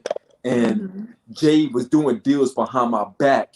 to partner with this other guy to take Rockefeller away from us to make Rock Nation. I use that as an example because those are the things that creates mistrust amongst our leaders, because Jay is one of our leaders when it comes to the culture piece, because he has such a huge voice in the culture and he's so impactful in the culture, and he's also married to a cultural icon, E.D., right? You know, regardless of how we feel about her, she's a cultural icon. So anything that he says, it carries a lot of weight. Anything that Jesse said back in the 80s and 90s and 70s and 60s, Jesse carried a lot of weight. So when we thinking that these guys, or even Al Sharpton, when we think about these guys that carry so much weight and they do certain things that compromise the initial agenda because they are enticed by the money, they're enticed by whatever that was given to them, that put them in a position that they probably never could dreamed of. Now we create that mistrust because now we got the situation. But that's happening now. I'm not sure if you guys are familiar with the story of Tamir Rice's mother, but she recently came out and she mentioned Tamika Mallory, but the story is in totality of these new, because we don't have, this is just my unpopular opinion. I don't feel like we have leaders right now. We just have people who go on social media, post something to entice the people, and then they disappear. Tamika Mallory, for instance. So Tamir Rice's mother came out and spoke, especially after the Grammy performance, and pretty much told her to sit down. Like, sit down. All you're doing is monopolizing off of not only my situation, but others after my son. And all you do is you pop up, you go on a mic, you say some cute little Instagram 30-second video, and then you disappear. Because to be honest with you, we haven't heard of Tamika Mallory since last summer. Since for a while. So I'm gonna sit that right there. But basically she's saying the same thing. Like, all of these black activists are crabs. All y'all do is when our children get murdered, y'all pop up with some t-shirts and some hashtags, and then you disappear. And I'm still here to mourn my child. I don't get any justice. All you did was yell on a mic, and we're still at square one. I feel, and I grew up with Jesse and Al Sharpton, and I feel like they didn't do anything. No, they didn't do anything. They were not my Malcolm X. They was not my Martin Luther King. All they did was the same thing and slept with every woman they saw. So I don't feel like they did anything either. And that is that crab mentality that us black people often have when it comes to supposed self-told activists or leaders. Like, no one made Tamika the face of black justice. Why is she all over Instagram? And then her and Yandy are on reality TV, like Love and Hip Hop. Like, once I saw her on there, I was like, girl, okay. Anyway, but that's the mentality that people are talking about. What I would hope is that somebody would be actually trying to play the man. Like, it looked like I'm giving in, but once I get in, I'm gonna flip it on them. I would hope that one day that actually does happen. I would hope that that's Jay-Z's plan. Once I get in every door that I'm just saying. It's not. But once I get in, it's not built like that. Doors, I'm going to flip it on them. You know what I'm saying? Like bust around, flip mode. But I will hope that somebody gets in this game, look like they saying yes sir, yes sir, yes master, and then get in the game, get their foot in the door, and flip it on them. I will hope that somebody. Y'all think Kanye that guy though? I think Kanye is really trying to play people. Kanye is radical. Crazy right now, but I feel like he got a plan behind that craziness. I feel like there's a method to his madness. I don't know why, but I just feel like he gonna get in and he gonna play him. Real quick, I haven't confirmed it, but there's a story that came out today that Kanye is officially the most wealthy black billionaire in American history, black male billionaire in American history. Like, he's worth I haven't confirmed the story. I saw one of my homegirls posted on Facebook today. I have to confirm it, but maybe Kanye is the aha guy, and maybe he's gonna emerge from this divorce and just say, "Yeah, I told y'all." Because I want to believe deep down inside that Kanye is still the George Bush doesn't like black people Kanye. I'm waiting for old Kanye. I think Kanye has the potential. It depends on if you use it or not. I think Kanye is radical enough to do it. Jay is not radical enough to do it because I'll give you that. Yeah. Jay has been doing this for a very long time on different levels. Now he's on a whole different plateau doing it. He's always been like this. Again, Jay's a great artist, one of the greatest of all time, but he has always shown this side of him where he has done some fuck shit. Like, honestly, Kanye is very radical, which makes him crazy enough to pull off something crazy. I think we can't compare the leaders of this time, if you want to even call them that. We can't compare this time to the time of the civil rights era, because you got to think about it. Malcolm X was so radical; he was ready and prepared to die for the cause. He did. Moment, he knew, right, Mark? He was ready to die for the cause by his own people, and he lived by that. When he started out in the minister about his extramarital affairs, he knew this was going to go down a bad road, but he was so about righteousness and so about, us as a community getting together and becoming a community. He was prepared for the backlash on that.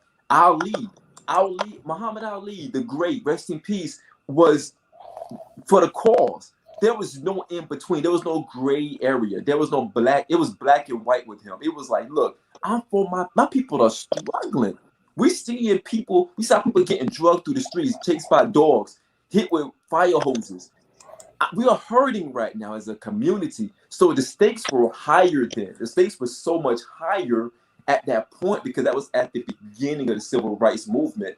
Nowadays, to your point back to what you said, Becca, where are the small head Jesse Jacksons and the Al Sharptons and these other leaders that's in position to fund different organizations the right way, to make things to push things in the right way? They're not there because the bag that they're looking for, they got. Like, Kyle said, Jay got money. And I know people love LeBron James. People talk about, LeBron this and LeBron that. LeBron is about his legacy. Let's be fucking clear. LeBron is about his legacy. You know what I mean? Not when it comes to giving back, though. Not when it comes to that. Maybe basketball, but not that, though. He's about his legacy.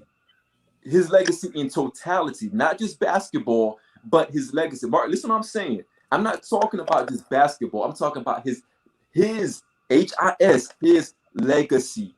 There's a difference. When you are in a position where you say, I'm going to a situation where I need to be minimal so my agenda can increase, it's a difference. When you're saying that I have to be greater than the agenda, you are about your personal legacy.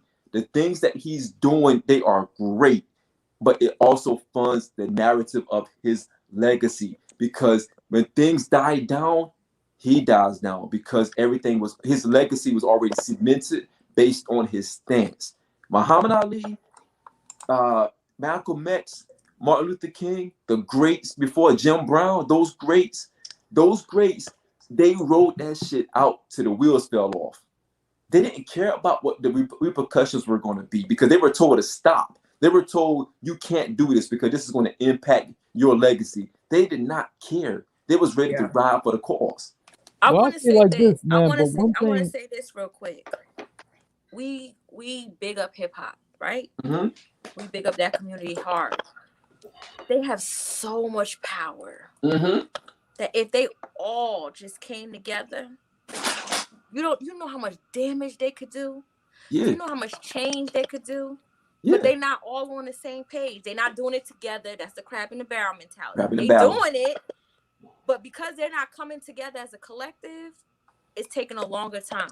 It's like, they doing it. Oh, let me do it too. Instead of y'all coming together to make a powerful force as one unit, if they do that, what? Let's say, hey, announcement, all black people don't go to work for 2 days. You know how much these businesses would crumble? 2 days, no black employees, crumble. We tried that, though. We tried that. We tried that with the Buy Black Day. We tried that where we'll go a week. Money, right? Oh, I can't afford to miss a day of work. Oh, I can't afford this. Oh, I can't afford that. See, our people are not willing to make the sacrifice. See, or it goes back to what you said earlier. Back then, they was willing to die. You feel me? But Today, you don't have to actually die, but you have to be willing to make a sacrifice to be as a powerful force. I agree, but you know what though? I'm gonna say like this, right? From the leaders back in the day, it wasn't no social media around. It wasn't everything you ever did that was scrutinized or whatever, right? And it's different today, right? The only thing that I would say, and this is why it's not like this one leader, this great man that can lead or whatever, or a great woman or whatever the case may be, right?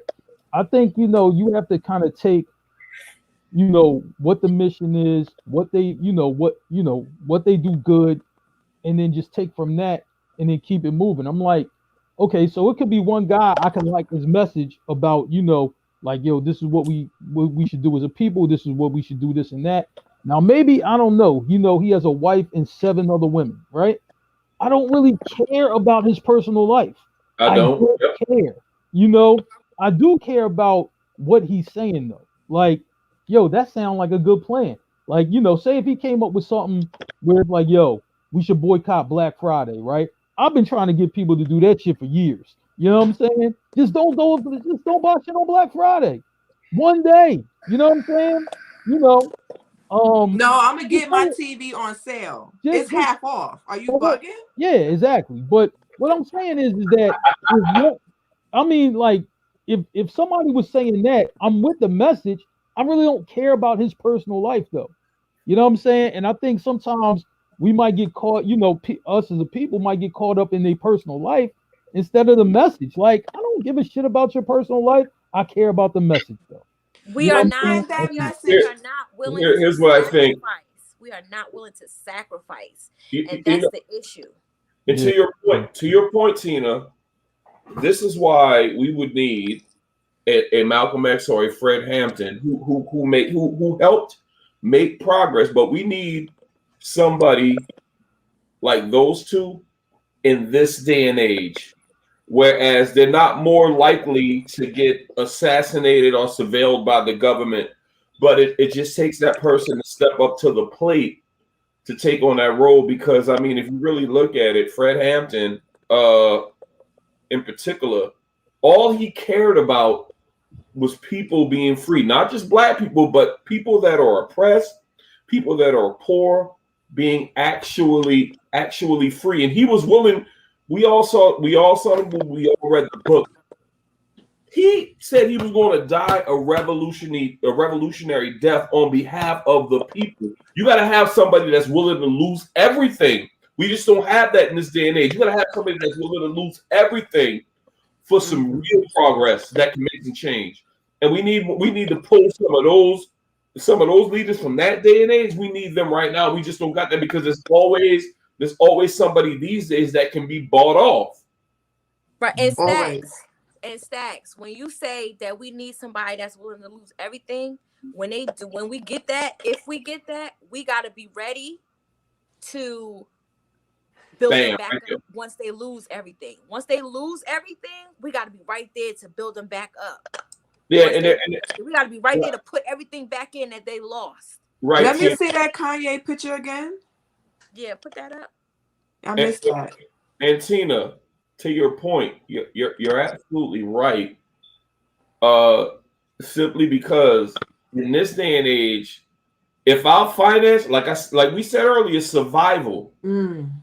If they're talking about touching your money nowadays with this generation's mentality, we really don't have nobody that's willing to say, you know what?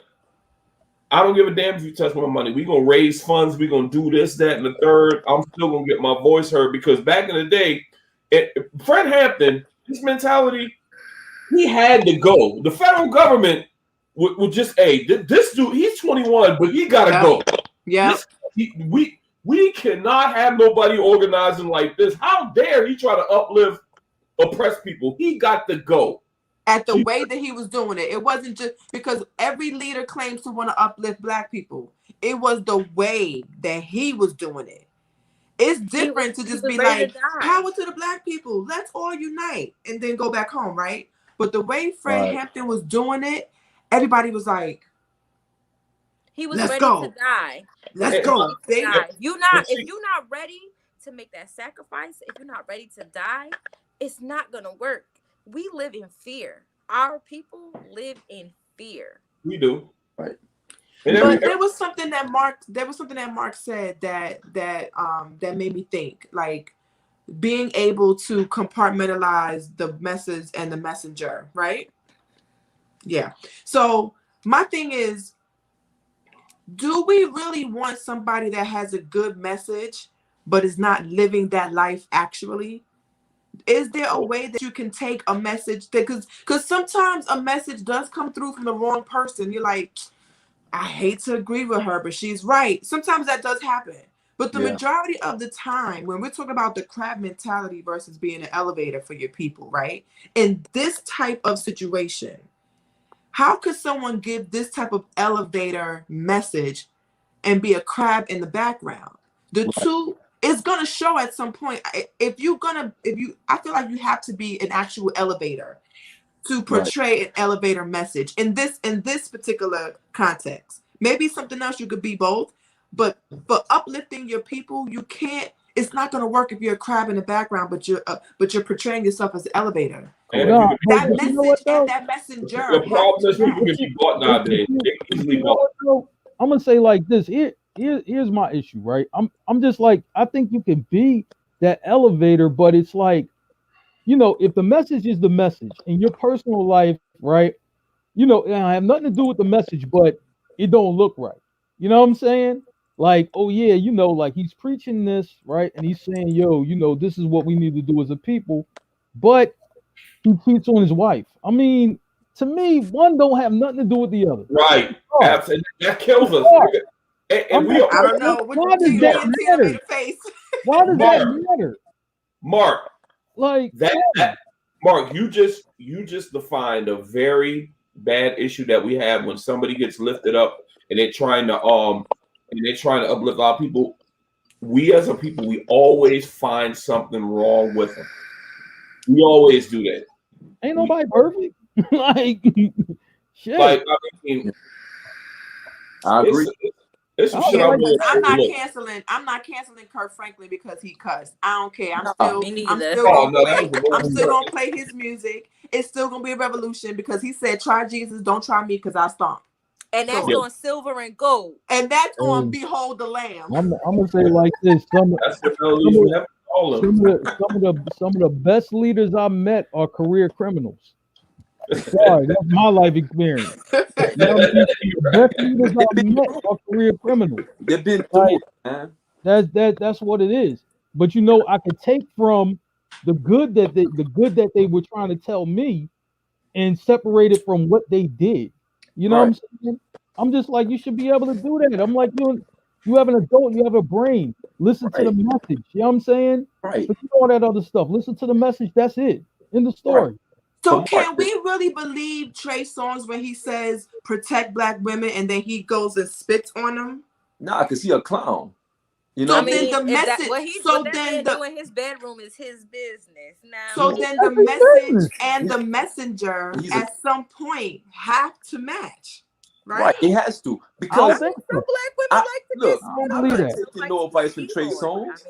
I'm not. You think I'm gonna listen to anything Trey Songz say? If Trey Songz in front of me talking about like, yo, we gotta protect black women, I'm slapping him like, yo, get out. I'm gonna say like this. You know, some people say good. You know, say and do good things. I'm like, Kyrie Irving thinks the Earth is flat, but he also, you know, what I'm saying, is a proponent of this Black Lives Matter thing, and he's involved with the George Floyd situation. Okay, you know what I mean? All that's right, like, Kyrie, do we take? I don't agree with the Earth is flat thing, but I'll get you on this. Yeah. Do we take Portia seriously, Becca? She done protest for Breonna Taylor. She's on Housewives of Atlanta. She done protested and got locked up and all that. But then next time you turn around, she was With Bolo. throwing it at male stripper. She was know, dropping it low twerking for on it and Bolo. everything. Look, when we start, we here's the thing. Even you go back to the whole thing with the gospel singer. What's his name again? Kurt Franklin. I'm a drinking shit. Like I'm nice right now. Kurt Franklin. And you go back, you think about Kurt Franklin. We got to separate, Kurt Franklin. Yeah, it sneak up on you, Stacks, because I don't know what I'm talking about. I feel like I'm in a whole different world right now. Drink some water. I'm in the quantum realm right now. Give me some milk. I'm in the quantum realm. When you got to separate the character that you think you know, because we don't know Kurt Franklin, right? We know that he made good music. He's a great composer, and we look at him as someone of the cloth, right? But at the end of the day, he's still a man, regardless. You know what I mean? I don't think he did nothing wrong. Right. I don't either. I don't think he did anything wrong. I think that, we are critics, right? So we are critical of someone's anything someone do, but you can't confuse the fact that at the end of the day, this is a man. He's going to do things, he's going to say things, he's going to make mistakes, whatever that looks like. And he's going to do what a man would do in a moment that he was in. Right. That means that we should step in the name of love then. We are still of the flesh. We're right. That's true. Absolutely. But if that's the case, then we should still be stepping in the name of love. Yeah, stop playing. Man, yo, back over here. No, but somebody take hey, I'm gonna say it like this. I'm trying to get a bunch of people that still listen to R. Kelly. It's a bunch of people that still listen to R. Kelly. Facts, Mark. Here's the thing. It's okay to make mistakes, but when you continuously make the same mistakes, that's when it becomes a problem. I'm just messing with y'all. I understand. Yeah, because you got to get Mark started right now. You better get Mark. Because Mark was listening to 12 play all day today. I mean, R. Kelly got some hot songs. We can't take that away from him, no doubt. And shit, do I feel like the parents played a part? Yes. Do I feel like the girls was being grown? Yes. Do I feel like everything he did was all on him? No. Do I feel like his whole his team that allowed it to happen played a part? Yes. And they not getting in trouble. So there it is. That's the truth. Now, you're just taking a full-blown side saying blame R. Kelly for everything.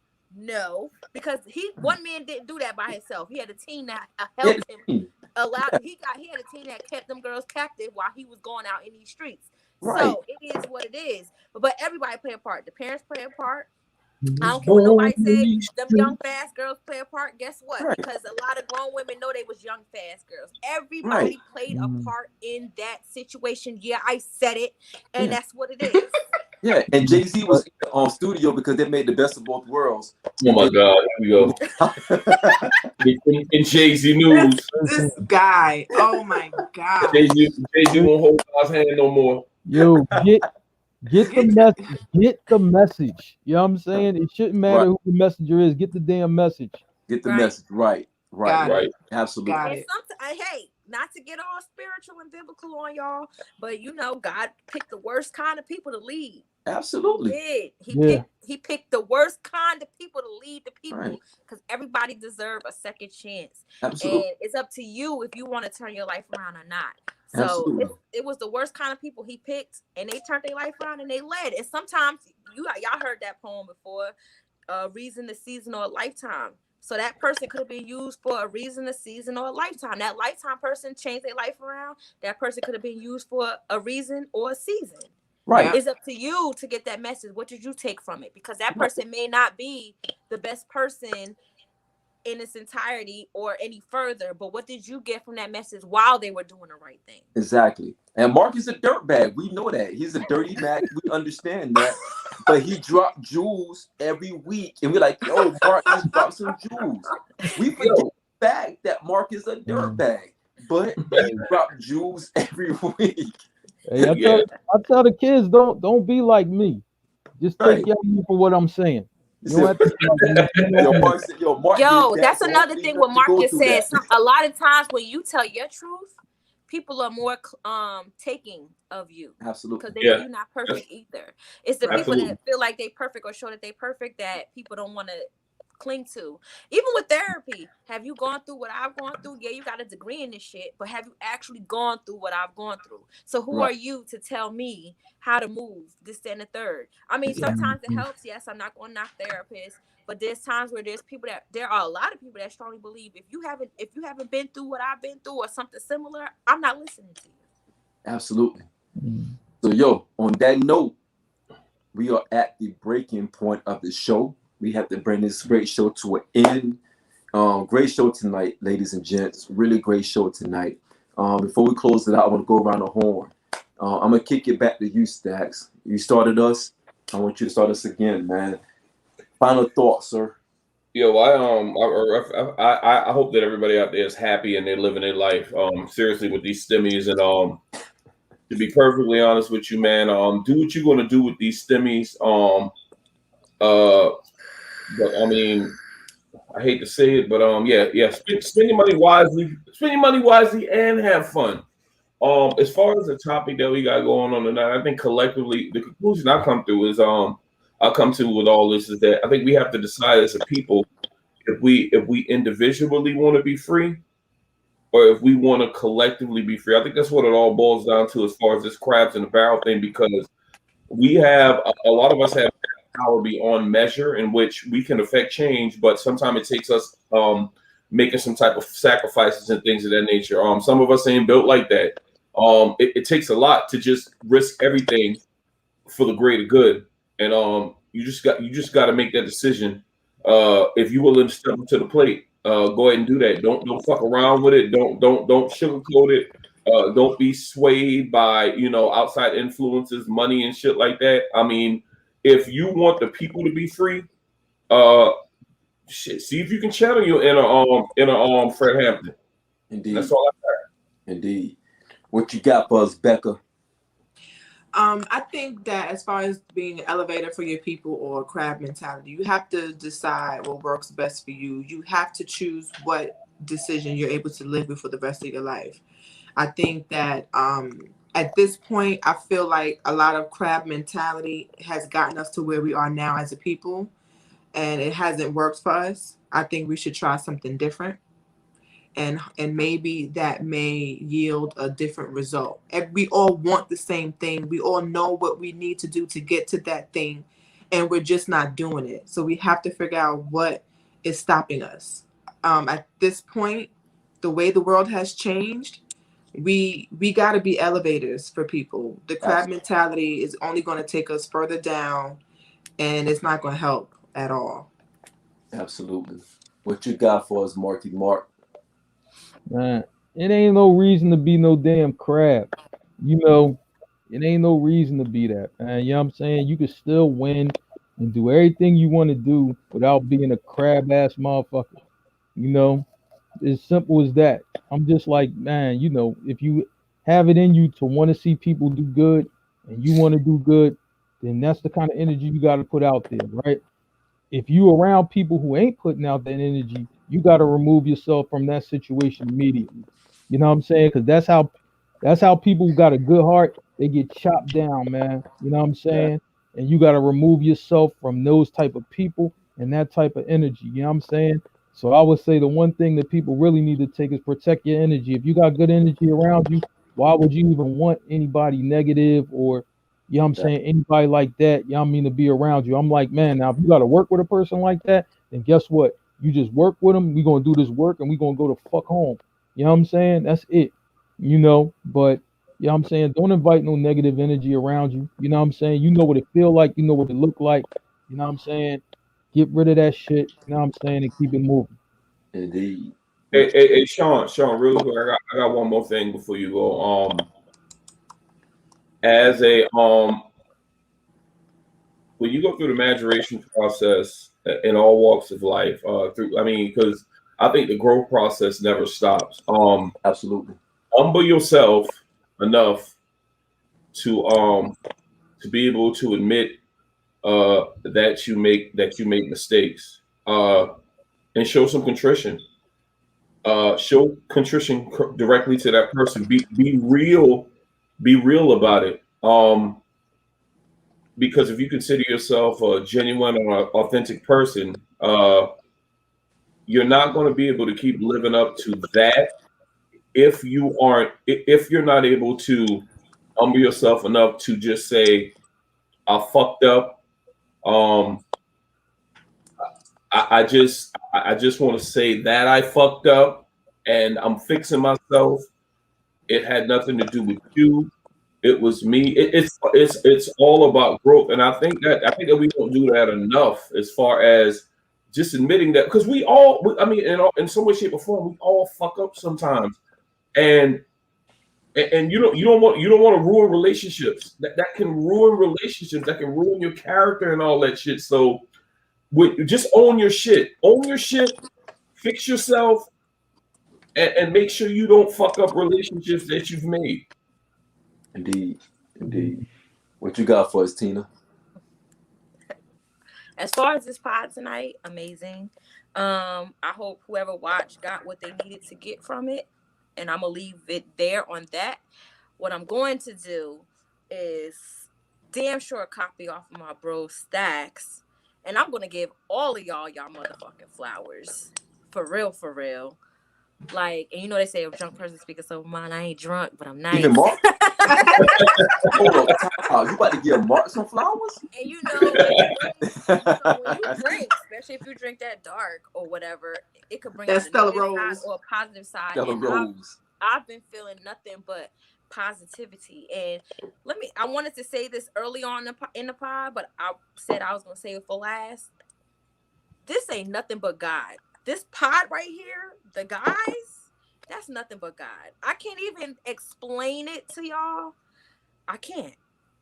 There's a connection that we all have with one another, and it just happened. It just happened. Like Sean said, most of us don't even know each other. Like, we haven't met, none of that. Do you see how strong and powerful that is? I don't care if we have a falling out. I just don't care. We get right back. Period. Fact. Do you see how strong that energy is? And that's all I got to say. It's nothing but God, and I'm giving all of y'all flowers. Yeah.